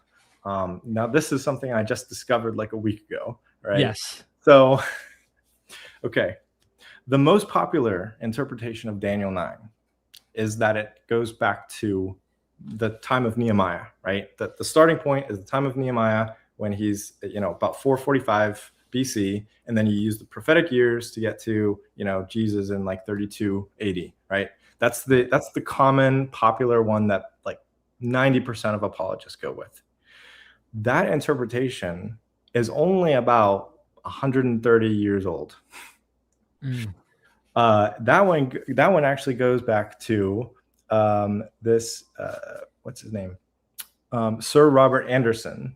He wrote a book called The Coming Prince in 1894, and he's the one who actually came up with that idea, and he came up with the prophetic years thing to make sure that it that math adds up right. Before that, the most common view for like 200 years was that it was the Ezra decree in 458. The one that's now a minority view that's still held by like Walter Kaiser and Michael Brown and J. Barton Payne, but the dominant interpretation now by most apologists only goes back to like 130 years ago. Right? And before that, most apologists, most Christian interpreters regarded the other one, the interpretation C, as the correct starting point. So this changed. I mean, it changed very recently. Like it's crazy to think that that the dominant interpretation now that apologists say is like the absolute, like unquestionable, has to be this point in time. That's the starting point. That is so recent. It's just a little over 100 years old. Right. Yeah. And then now you have some fathers too, right? That you wanted to bring into this. Oh yeah. But first, I also wanted to mention that before about the 1700s, the interpretation again changed to the decree of Cyrus. The writers that I find, like for example, John Calvin's commentary, he thinks that it's the decree of Cyrus that is the starting point. So this changed like twice. All right. It changed twice in the past like 500 years. The dominant Christian interpretation of when the starting point is actually supposed to be, for the past 100 years, it was D, and then 200 years, for the 200 years before that, it was C, and then for another 200 years before that, it was B. And to show people again. So again, we need to visualize that one more time, because the last time you spent some time making this chart, the last time I'm going to show it. But again, if you want to just get an idea, let me drop that again here. This one right here, D on the right, last 130 years. Yes. This one has been the interpretation. Yes. Before that, 200 years, C. Before that, John Calvin and et cetera, the Protestants and whatnot, B. Let me put it this way. If you took a time machine and you went back to the 1800s and you asked any Christian apologist, any biblical scholar who believed in Jesus, Bible believing Christian, when does Daniel's 70 weeks start? They would say it starts in the 7th year of Artaxerxes, in 458, 457. They would not say it starts in 445. Nobody thought that. Literally nobody thought that before Sir Robert Anderson came up with that idea and then used the prophetic years. If you went back 500 years in time, took a time machine, went back 500 years, like the dominant view, during the Protestant Reformation was that it refers to Cyrus, Cyrus's decree, the interpretation B. So this view about when the starting point of Daniel's 70 weeks is supposed to be, it has shifted over the past 1,000 years. Absolutely. Real quick, we got a super chat. Thank you so much, Doc Pleroma, not in the house, being a member too. Thank you so much, Doc. Appreciate the love and support. Here's my take. Daniel 9's anointed one cut off preserves trauma over Onias III so deeply that later Jesus readings worked because Christianity inherited an already martyred high priest template. Yeah, I think you're right. I think the original author of Daniel was referring to Onias III as the anointed one cut off, because Onias III was the high priest in 171. He was executed by the Greeks, or not the Greeks, but the Hellenistic Seleucids. Yeah. And I think there's a lot. Yeah, there's a lot there, Doc. I agree. Yep. I think there's so much here. Sorry to interrupt, but I really appreciate the super chats, and they keep us alive here. Thank you. Thank you.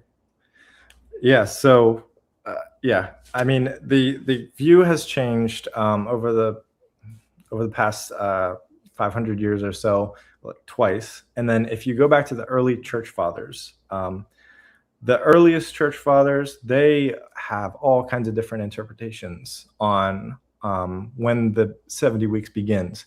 The first church father who identifies Daniel 9 as a prophecy of Jesus is Tertullian in the late 2nd century or early 3rd century. All right. So Tertullian was about 200 AD, basically. He's the first one that we know of, that we have, as far as I can tell. He's the first one to interpret Daniel 9 as a prediction about when Jesus would die. What is Tertullian's interpretation of the beginning of the 70 weeks? He says that it's the decree of Cyrus. So he would share in common with. Okay, so Calvin and him share this at least. Yes, yeah. Tertullian's the first one who dates it to Cyrus. Who comes up with the idea that this is a prophecy of Jesus. He's the first one that we know of, and his interpretation. If we're gonna, if the oldest tradition has any authority here, then the Cyrus decree is the right one. I mean, because that goes back to the earliest church father who commented on this. So when it really drives me crazy when Christian apologists act like it's like their interpretation is like absolute and certain. Obviously it dates to the time that I want it to date to. If you just look at the text, it's so clear. Daniel 9:25, the wording is so clear. It could only be referring to the edict of, Artaxerxes or whatever. But the thing is, the interpretation has changed throughout the history of Christian exegesis of this passage. And, the earliest Christian interpreter, who is Tertullian, he thinks that it's Cyrus's decree. And Eusebius also believed that it was Cyrus's decree. We have the quotes up here. Let's see. Yeah. So Tertullian says we ought to calculate from the first year of Darius when Daniel saw this vision. Obviously, Daniel and Darius, of course, Darius is a big problem in the book of Daniel, but for Christian apologists who think that Darius was a real figure, they, of course, date him at the same time as Cyrus. So Daniel's vision would date to 539, the same year that Cyrus gave the edict that released Jews from captivity. And then Eusebius says in the weeks of years make 483 years added together from the reign of Cyrus up to the Roman Empire. They actually don't, but that was his interpretation. But like you said, the ancient writers were not that great at getting the chronology right. Perfectly right. They were slightly inaccurate. They were often off by decades, actually. And think about it like this too. Do they honestly think their audience will know how to fact check this? Hell no. So they don't need to be as precise. This is the same problem I have with Luke Acts borrowing from Josephus and getting precise numbers and all that, or even the chronology. Luke's not overly concerned about being precise on chronology or numbers. He doesn't expect his audience to know this information and to be able to fact check him. He's much more theologically minded anyway. So, and I think Daniel would be too.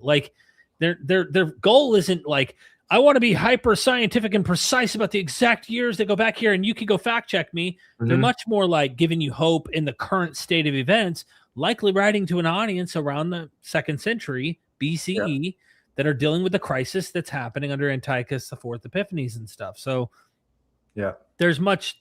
I mean, I just think people make a little too much out of the absolute precision. But I do think that the other apologists have a point. Who the hell would start on a thing that's so insignificant like D? What you showed on the clearly it would have been more important than that. The starting point of this major timeline.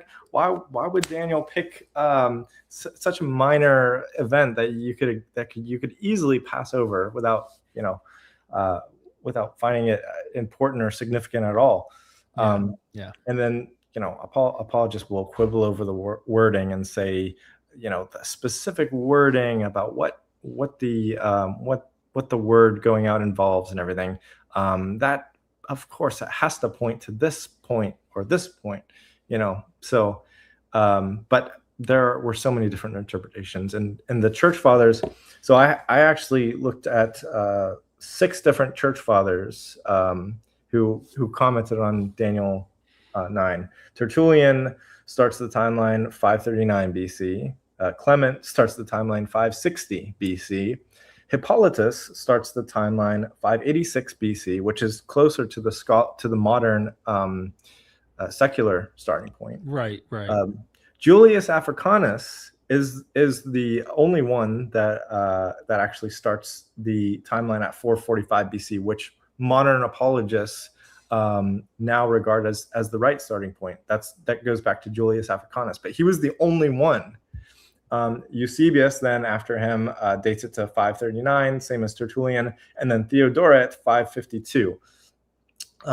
So Africanus was the only one who regarded the starting point as 445 BC, which is what almost all apologists now think that's the right starting point. But you see there's a diversity of interpretations. First 500 years of Christian history, and they were trying to find the right starting point to make it add up to Jesus, basically. And they were trying different things and different interpretations. And then in the modern era, where we have better history and chronology, Christians have settled on these two interpretations, which get the timeline to Jesus, or close enough to Jesus. Let me ask you something. I'm sorry to interrupt. Mm-hmm. We are now approaching flaw number 5. There's 12, and it's 2 hours in. Let me ask you this. I want to pitch something to you, because I already did a recording earlier for a couple hours. If you would be down for doing a part 2 to this, because I really think, I don't want to sell you short, because if we keep going, I'm not going to lie, bro. I'll probably within 60 minutes, like I'll be pushing. I'll be like, okay. And I feel like we can keep going into these weeds that we've been going into even greater in a following episode in a week or two, or whenever a window opens for you and me, and we can fix the date. Because dude, I'm going to be real with you. Like we didn't even go exhaustive, of course, but like we've been going into the weeds on the 4 examples we've gone through right now. And I'm like, I don't want to soften the approach. I want to be precise and go into greater depth. And of course, have a deeper live stream in the future covering the rest of these examples. Would you be interested in doing something like that? Yeah, sure. That actually sounds like a good idea. But I also have something else. Okay. Because I was thinking that we could get into Isaiah 53 real quick for just a few minutes. Yeah, let's do it. And then right after that, we can answer the question of the live stream, the one prophecy that Jesus may be fulfilled. That's a good point. Yeah. Okay, real quick, hey, Baron, thank you. 35 months flexing on us hard. Keep up the work. Thank you for being a member of the channel. Really appreciate that. And someone said I'm burnout. Yeah, you could say I am a bit burnout, but here's the reason. I know I don't want to push 2 more hours and then it not be all my enthusiasm and energy into this, because Stephen, there's so much more that we can get into in greater depth. So please take us into Isaiah 53. Sorry to interrupt. I'm just being honest about how I wouldn't want to push you like another 60 minutes. All right, man, let's wrap things up. I really want to get into these weeds. Right. All right. So we're just gonna go through this, and then we is it in the charts? Is it one of the slides that I should pull up? I think I sent you. Wait. Let me see. Is it? It's. Okay. Oh yeah, the 43. Right. This one, right? Yes. So. Okay. Remember when we discussed earlier about how Christian apologists stretch out the verses into 300 prophecies, and we talked about how they stretch out Isaiah 53 into 43 prophecies. Yes, so, right here. I wanted to go through these 43 briefly, just one at a time, just kind of rapid fire, and ask this question. Ask the question of, is this prediction like a historically verifiable prediction? Is it something that like we could check and see this is true or false? Or is it like an opinion or a theological claim, Right. So let me just pull up real quick. I have the chart that shows like, let me show you this chart, because I know that we have the PowerPoint, but this one seems, it might be harder for them to read, but this one, and I wish I could zoom in, but this one really shows like all the lists that you. Yeah. Okay. Can you see that? That's too small, right? Yeah, it's all right. I have it on my phone here. Okay. You can't zoom in. I mean, if you zoomed in a little bit, that might. Dude, I got this new computer, just came in. I'm not sure how to zoom in on this. Right. It doesn't give me a zoom in option on the top yet. I don't know. Maybe they could see this. Let me make you full screen. It's probably backwards, right? No, it's fine. Oh, it's not? Okay. Yeah, we can see it. So this is the first 6 or 7 prophecies, and then these are all the rest. all the rest. This is all Isaiah 53. All right. Right. This is how much they stretch out Isaiah 53 to make the 300 prophecies list. Right. Like, right. Yeah. Yeah. And I just thought it'd be fun to go through each of these and just say, okay, for example, first one, the servant exalted. Is that a historically verifiable claim or theological? The what? The servant exalted. That's the first one. Dude, the servant, if you take it literally, like literally without theology, and you were just to go back and like see this guy who's like poor running around preaching and then gets killed, no one outside of the movement who isn't already thinking of the mythology of this belief system is going to think he got exalted at all. Like they're going to look at him and go, no, he got buried. You know what I mean? You've got to be a Christian already. Basically, you've got to be a Christian. This is a fulfilled prophecy. Yes, right, Jesus was exalted. It's theology. Yeah, right. That's theology. These are lists that I'm getting basically from online websites from Christians.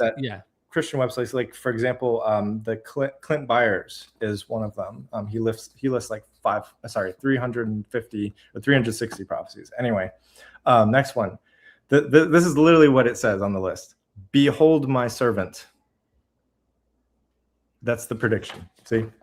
Behold my servant. That's number 2. Like that's so vague as well. Like what the hell? That's not even a prediction at all. Okay. Sorry, the third one. The servant shockingly abused. The servant what? The servant shockingly abused. He was so marred. Blah, blah, blah. I mean, he gets his ass kicked. Yeah. Okay, so that's historically verifiable. Okay. The nations startled by his message. Not in his life. I mean, maybe you could go the nation you said or nations. Nations startled by his message. They would say theologically, look at what happened in history or something. You know what I mean? Like you could try to interpret that like as in possibly. I mean, that's at least historically verifiable, right? That's something that we could check and say, okay, maybe that was fulfilled, maybe not. You could try to make a case that like, okay, we'll be generous and say, okay, fine. Yeah. And then his blood shed atonement for all.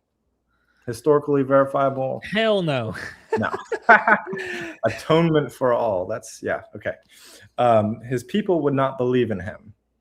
I mean, that's an easy one. You know how many cult leaders don't have their own family believe in them? Anyway. Yeah. Okay. He grew up in a poor family. That's the next one. I think that's there are some people who question that, right? Because supposedly if he's saying what he's saying and they're like, he seems kind of learned. But I'll go with he's poor for fine. Sure. Screw it. If he's from Nazareth, he wasn't like an aristocrat or something. Yeah. All right, next one. Appearance of an ordinary man. Bro. That literally applies to like every man in the world just about. Okay, and this is funny. The next two are despised and rejected. Those are two different fulfillments. Raise a hand in the audience right now if you've been despised or rejected in your life, and you know what I'm saying? Anyway. Okay. Great sorrow and grief. I would imagine so. If you grant the guy on the cross really is crying out what he's crying out, that's a question mark as well. But I think that you ever seen that guy Osho? He was like a cult leader too, but it was like a part of like a mystical cult. Anyway, he talks about how Jesus in his final seconds might have thought he believed in God. His father was supposed to rescue him. And then in his final moments on the cross, he realized nobody's coming to rescue him. And he must have had an existential crisis. So he cries out, "Why have you forsaken me?" Now, if you take that historical, then sure. But like, that assumes there was someone there, to hear Jesus' last words. What'd you say? Say it like, okay, hold on, write this down. Father, why have you? Okay. Holding a wax tablet as Jesus is dying. Yeah. Exactly. All right, next one. Men hide from his association. Probably historically verifiable, right? Yeah, I mean, if they're trying not to get them, trying to be seen in a negative light for some reason, the cult put off bad vibes, they might. Yeah. He would have a healing ministry. I mean, according to the text, this is a debated one on whether or not this guy was doing like kind of what we would say, TV preachers are doing. Are they running around really healing people, or is it literary? And he was known as a healer. He had a reputation. Yes, he was known as that, at least as far as we have written records. And one of the things that makes me think there might be something historical, at least behind it, is in Mark. He goes to try and heal, but he can't. He can't. Yeah. So it's like he tried twice. He had to try twice. Those are two separate instances. There's one where he couldn't heal anybody in a city because of their unbelief. Right. And then there's another instance where he has to try twice to heal a blind man. Yeah. So that kind of made me go like, damn, is this a memory behind it? Like Jesus was really running around trying to do stuff. Hold on. Damn it. Tell her to believe. Pull the leg. Okay. Like get her to buy into it. I don't know. Anyway. There were lots of healers like Hanina Bendoza and, other Jewish healers, miracle workers like Honi the circle drawer, for example. Yeah. Thought to be cursed by God. That's the next one. I mean, historical. That sounds theological. I think what it's saying is, people regarded him as cursed by God because he was crucified. Again, that still sounds theological to me. That they would think he was cursed. Yeah, that's like step on a crack, break your mama's back kind of thing. Like, look what happened to him, therefore he must be cursed. Maybe people thought that about him, but I don't know. Yeah. And then bears penalty for man's sin. That's theology. Theological. Peace between man and God. Theology. His back would be whipped. Historical. I mean, if you grant the flogging, Sin bearer for all mankind. Hell no. Theological. God's will to bear man's sin. I mean, what do we do? Not only is that theological, but that's just repeating the last one. So there's sin bearer for all mankind, and then God's will to bear man's sin. That's two separate things, two separate items on this. Yeah. All right, oppressed and afflicted. Sure, historical. Okay, yeah. That happens. But I mean, you kind of have to ask yourself, is death by cop oppressed? Because I do have serious questions about him intentionally trying to martyr himself historically. Yeah. So when you say you're oppressed, are you actively trying to receive oppression from people will give it if you're actually trying to cause it? So is it a self-infliction of oppression? You know what I mean? What's going on? There's definitely things that you can do that will carry a high risk of bringing up. What's that noise? Backlash. Are you putting something in front of the microphone? Oh, sorry, I was using this. Oh, I could hear okay, sorry about that. So you're good. Okay, sorry. Please continue. All right, and then silent before his accusers.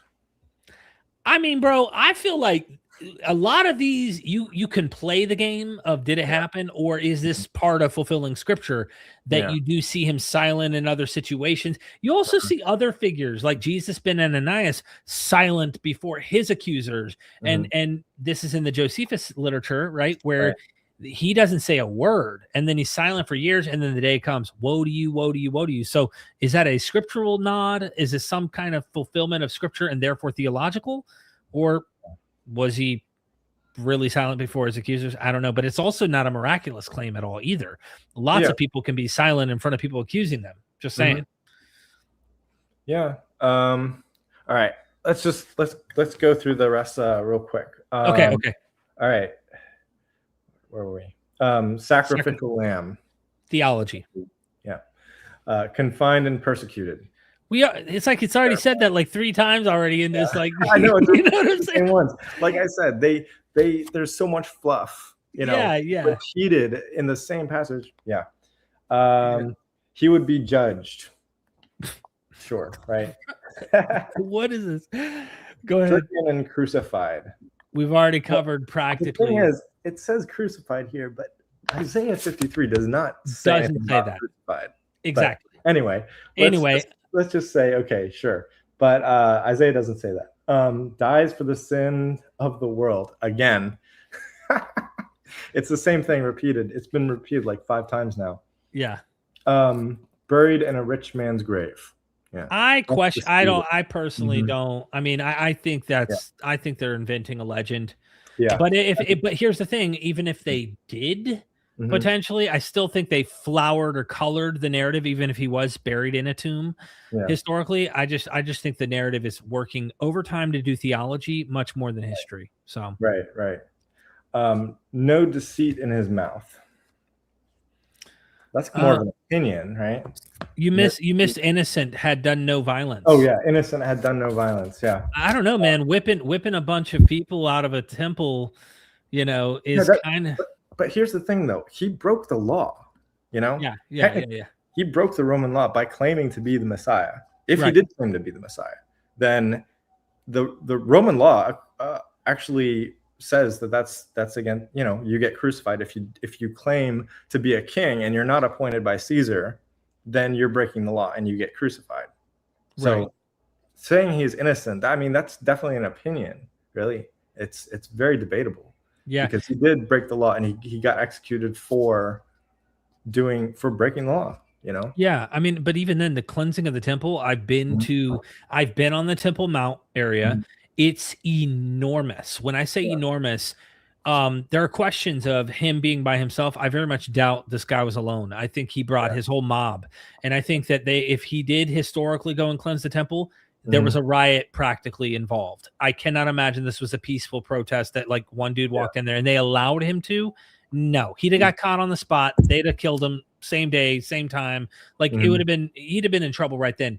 So if he did that, there was violence involved. There's no way you could subdue that large of an area with it having temple guards and the whole nine there. No doubt that cannot, if there is any history there, he was violent in that situation. I cannot imagine there was not something involved that was violent and breaking the law. Like, can you honestly say walking into a temple, the holy grounds of a sanctuary like that, and committing that, doing what it says, isn't breaking the law? Have someone go up to the White House and perform this kind of deed, no matter who's the president. And then they get shot or they get subdued and have imprisonment.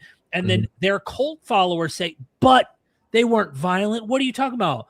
And they went in there like punching and kicking and trying to like cause ruckus.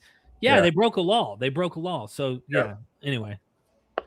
And there's another view that I've heard from people like Bart Ehrman that the temple incident was maybe exaggerated. That it maybe was just a minor disturbance. Like he just was performing his one of his prophecies, like the prophecy that the temple will be destroyed, and he was just making kind of like a minor kind of show, just knocking over a few tables and screaming some stuff. Well, you either have to minimize what he really did, compared to the text, or you have to realize that they are literally whitewashing a very violent potential situation, that he survived in that situation. If the story is historical in any way, like and this is why there's the violent Jesus hypothesis, or at least the rebel type, the one that suggests that the Christians are theologically trying to downplay Jesus's role in an uprising, that the Gospels talk about there's an uprising. And if there is, and he had a whole crowd of disciples, people who were carrying around swords, people who were willing to, protect him and also enforce what he's trying to accomplish, and he cleanses the temple, that temple's enormous. I cannot tell you how big that is. We're talking like, if I were throwing a number out there, it's like probably 3 or 4 football fields. Football fields. Yeah, I've heard that too. I don't remember what the number was, but it's multiple football fields for sure. Yeah, it's huge. And one dude going in there. So either he ran in like you're saying and went, stop! All right, guys, tell them, write this down. I did this big thing. Yeah. Or he really went in there with a crowd and it wasn't him alone. And there was something there and they've downplayed it. Some people will just go so far as to say it's not historical. They think it's more symbolic and theological about the temple's destruction, or they find ways to say the account isn't a memory. But if 3 of the Gospels do portray him as getting killed in that, and you grant that there's a historical memory there, he got killed for breaking the law and committing crimes against the sanctuary and being a Messiah-like figure. Yeah. I mean, like, you could look at him, you could see why he got arrested and killed. And I would not, on the outside, if I was living back in those days as an average Jew living my day-to-day life, wanting to just go and take care of my family and go feed my kids at home and be there with my wife, and I saw this behavior, I'd probably be like, this guy's a troublemaker.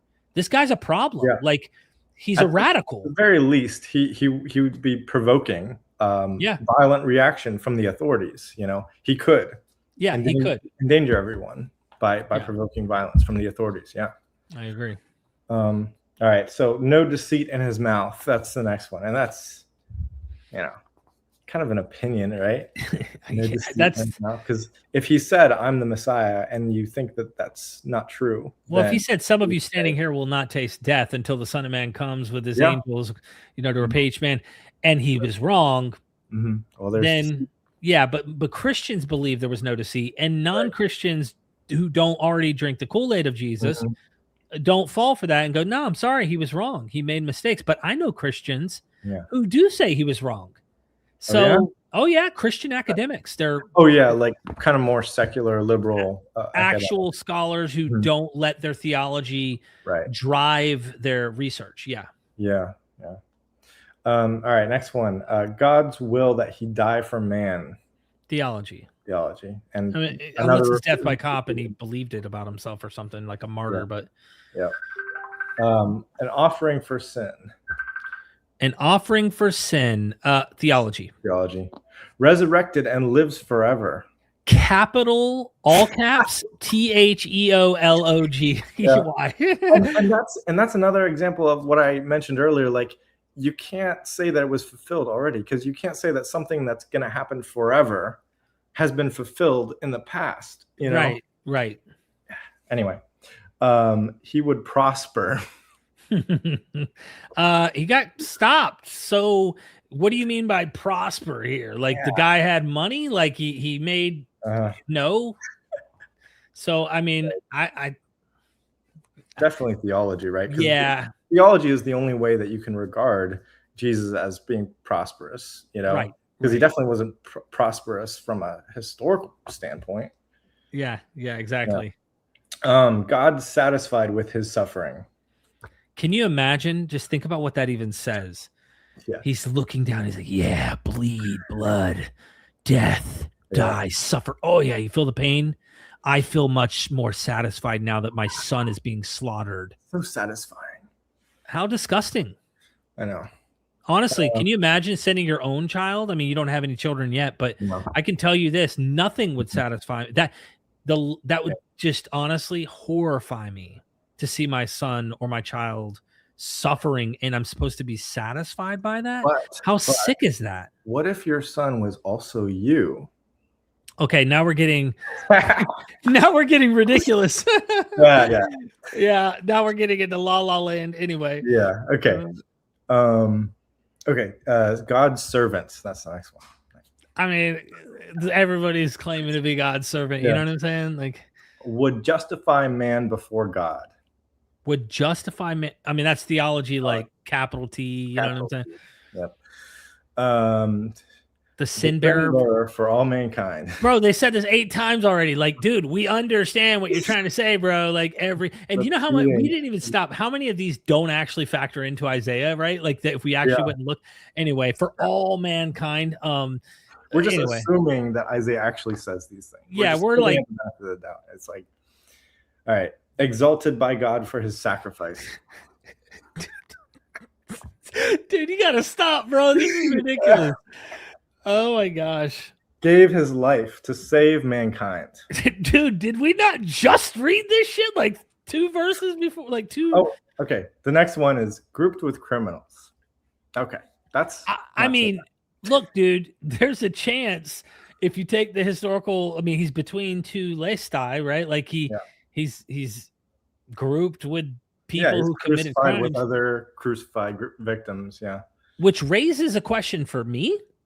In thinking, if you're like in a crowd, are you really innocent, or is there some historical memory that he was really part of a group of criminals that got killed, yet the in group is saying he was innocent? No, he was innocent, and they've theologized that. I don't know. I mean, I've heard. I don't remember who said this, but I've heard some scholars say that it might have been 2 disciples who were crucified with him. Yeah. But I mean, I don't know whether there's good evidence for that or not. But right. There's two left. Okay, the last two. Sin bearer for all mankind. Bro. Right. And then last one, intercedes on man's behalf. I mean, like when I'm not even saying anything anymore, you already know what it is. At this point. So bottom line is Isaiah 53 is it's not just historical. It's a mixed bag. It's got some historical predictions. It's got a lot of theology in it. So yeah. So you know, it's really it's kind of up there with you know, Genesis 3:15, you know, where they say that it's a prediction that Jesus would crush the head of Satan, right? Right. You can't prove or disprove that historically. That's not verified. That's not a verifiable claim. You know, you can't say, oh, this person, he definitely did crush the head of Satan. I mean, it's documented. You know, there's this archaeological evidence that Satan's head is crushed by this guy. You know, so Isaiah 53 is partly like that, and then partly generic suffering. Yeah. That have applied to hundreds, if not thousands, of Jewish martyrs throughout history. You know. Yeah, and how many of those what we grant might be history are then also portrayed in the literature of the New Testament in a way that is trying to model after Scripture. I mean, again, remember there were Jews who were trying to literally live according to these prophets. They're reading Joshua, they're reading these older materials, and they're modeling their life after them. So if, like, imagine we could hypothetically get, hey, we found lost literature of Theudas, or dude, we found the lost source of the Egyptian, or I don't know, name any prophet that Josephus mentions. Guess what? Watch us check off so many Isaiah 53, you know, checklist historically and theologically. We see both of them at play, and we go, why? Maybe prophets were trying to act this way. Maybe they were martyr-like. I don't know. I'm just saying, like, what if it's not like it doesn't take any supernatural or miraculous thing to find some of the historical lineup happening to people who get themselves killed as prophets who behave this way and do these things. So again, by the way, I got a super chat here real quick before we wrap things up. Vegisa Fool, thank you so much again for the super chat and for being here. God sent his own son. It broke his heart, but that is how he saved the world. He forsaken his only son for us, satisfied, for he saved the world. Well, I'm glad to see that there are some Christians watching. So that's this person's view, and anyway. Yeah, again, look, you know my position. And again, you just heard me describe it. Any father who can watch their son go through that and be okay with it, their ethics, their moral, like, it is totally contrary to our perception and understanding in this world. And to make what we would call evil in this world, watching a son be tortured or whatnot, you know, even our guts wrench when we hear Abraham about to sacrifice Isaac, but we're so glad when we hear the angel introduced into the story. And oh, by the way, it's an animal that gets replaced. Wait till animals are, like, to a point treated life-wise like humans in the minds of humans. And one day we read that story and it's going to be gut-wrenching that even a human, God accepted the animal to be killed instead too. So it's still evil. It's still evil in their minds. So at some point, I hope we get away from thinking killing or sacrificing humans for other humans in this regard is good. I don't think it's good. I could see something of a noble laying down one's life to try and protect your family, protect your kids, but to die on behalf of the sins when God has often forgave sins without blood all throughout Scripture, and yet he prefers to watch and is satisfied by the torturing of his own son. That's insane sounding now. It used to not be, but it sounds a bit insane when you think about it that way. Yeah, the whole idea of demanding suffering in order to account for, you know, to pay a debt of some kind is just absurd to me. That, you know, that, like, if some harm was done, or if there's some debt owed or something to a deity, how would a person suffering, anyone suffering, whether it's the deity's son or anybody else, how would that suffering make up whatever, loss? Suffering doesn't add value to anything. Suffering is just suffering. It detracts value. I mean, yeah. So it's wild. Like it is this like punishment you need to get. I'm going to put it on my son. Yeah. Like that's crazy to think about, to be honest with you. And then Vegisa Full, thank you so much for the super chat. But they said, come back, Derek. Like, do you hear what I'm saying? Mm-hmm. I don't think they're listening. I think they're just about preaching and trying to convince you instead of hearing the problems I'm raising. Mm-hmm. They don't see it. They see it as all positive and good. And I know, because I've been there. I was there for most of my life. I drank the Kool-Aid. I understood all through the lens of Christianity and to understand how perfect, how beautiful it looks. That God would send a son. Once you stop, you're no longer under the spell of this kind of indoctrination. You can then look at it and go, guess what? If I start talking about another demigod and the sacrificing of their children, you'll be quick to call the evil out. But because it's the Bible and it's your God and it's your religion, it's a blind spot. And I'm saying it's no longer a blind spot the same way I would say about pagan infant sacrifice. That, the Baal, they sacrifice their children. And it's like, bro, your God literally asked Abraham to do that for his son. Last minute, replaced it with an animal, but he didn't do the same for in Judges, Jephthah's daughter. Yeah. Right. Yeah. So, and then the killing of her took place according to the narrative. Yeah. He did follow through with his vow that the first thing living that walks through my door, I will commit to you. I will. And God didn't step in. He wasn't like, oh, that's okay. You don't need to do that. You're off the hook. Exactly. And so the fact that this deity operates on the same framework that Baal operates on, and then continues to take human sacrifice when they go, oh, but he didn't sacrifice his son here. Yet then you cherish and relish the idea that later his only begotten son gets sacrificed. And you're happy about that. You're glad, you think it's good. That is where I'm like, I don't see it that way anymore. And don't ask me to please come home when I'm very happy not thinking that way about the world around me and having this sensitivity ethically that I'm now viewing things like this and going, ho, that's not good. The same way I would apply it on any other cult, Anyway, I'm keeping you almost done. Yeah, we're wrapping things up anyway. See, I told you that we needed to wrap it up anyways because I knew this was happening. So let's just mention that one prophecy that you hinted at in the video, in the title. Okay. Did we get is there a slide for that or no? I don't think you're just going to tell us. Okay. But, yeah, I'll just say it. So like I said, when looking through all these prophecies, I looked for two main criteria, basically two main criteria that is it an actual prophecy? First of all, is it an actual prediction? Is it saying something about what's going to happen to the Messiah? In without being taken out of context. That's number one. And number two, is it something that probably happened to Jesus? And so looking through all these passages, all of these prophecy claims, the only one I found was Malachi 3:1. All right. So Malachi 3:1 says, "See, I am sending my messenger to prepare the way before me, and the Lord whom you seek will suddenly come to his temple. The messenger of the covenant in whom you delight, indeed he is coming, said the Lord of hosts." So this passage is incredibly vague. Yeah. But it does speak about a future figure coming suddenly to the temple. And Jesus did go to the temple.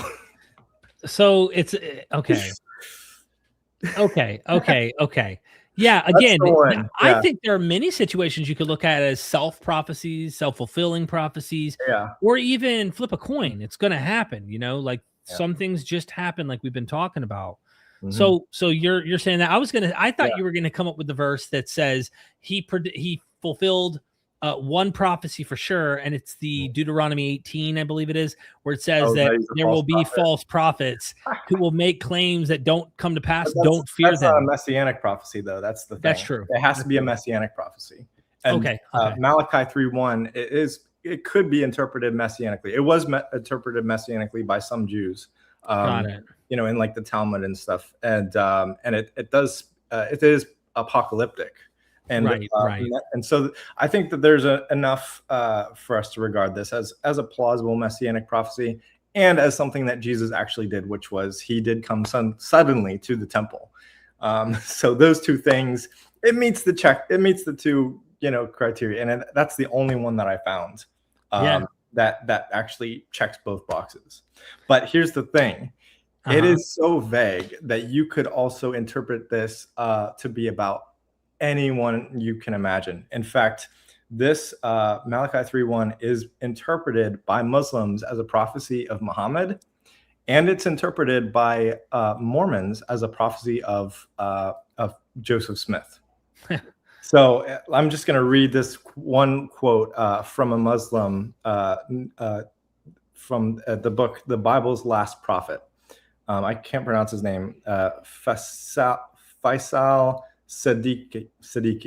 I'm probably butchering the name, but it's all good. He said, if Muhammad is the one who prepared the way of the straight and clear path, when did he come suddenly to the Lord's temple?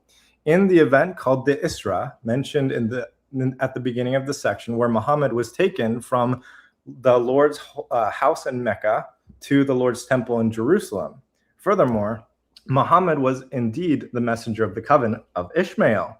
Thus, it can be seen that Muhammad, and only Muhammad, thoroughly and authentically fulfills the biblical description of Malachi 3:1.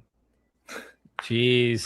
So, well, I have fulfilled this prophecy. Yeah. I have literally right there at the Wailing Wall, went up into the Temple Mount. I've walked right where they claim the Holy of Holies was located. I was right there at the temple precipice where James was thrown off of. Walked the temple. I was right there at the Dome of the Rock. I've got footage of it. I could prove it to you. So everybody better get their shit straight, because the man with the plan is here. You know what I mean? You're the messenger of the covenant. I'm the messenger of the covenant. That's really about Derek Lambert. Literally. But Jesus, thank you so much. I find Yahweh so cool. Imagine speaking with him.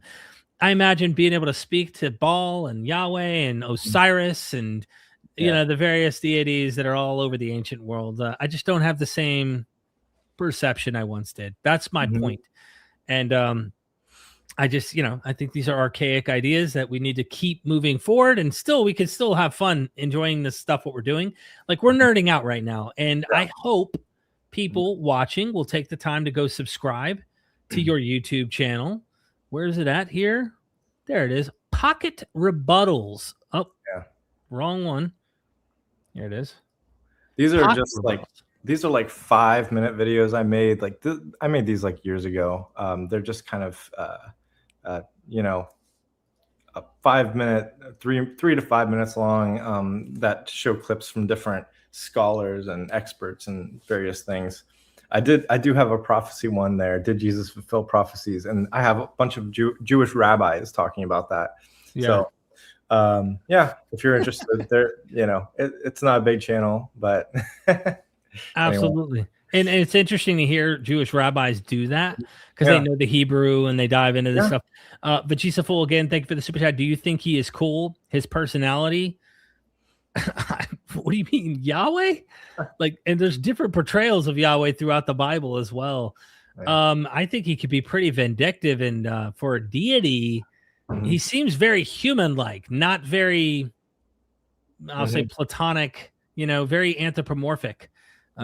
Jealous, angry, hateful, like a war god, like he's pissed off all the time, and then he's happy, but then you mess up and don't keep the Sabbath, and then he just sends a famine and kills 70,000 people, whatever. That seems like pretty vindictive. I think ancient people just kind of modeled their deities on the typical personalities of human kings that they knew of. The personalities that they observed in their own kings and rulers. Exactly. They just kind of made that what their god's personality was like. Not the greatest time to be alive. Just keeping it 100. Hey, quick, I need to show people, because I do need to let you go. The Queen of Heaven in your house is calling upon you. And trust me, I get it. She is the most important part of your life. And we obviously need to be mindful of her and respectful of her. Showing people what we didn't cover. Fatal Fall 6, we'll get into historical versus theological. We'll get into. We actually did that. That was the Isaiah thing. Yeah.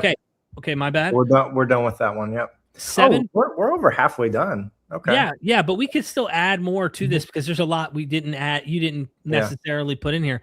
Presupposing the Gospels are accurate, ignoring the context. The dual fulfillment backup plan. God, that's a good one. I love that.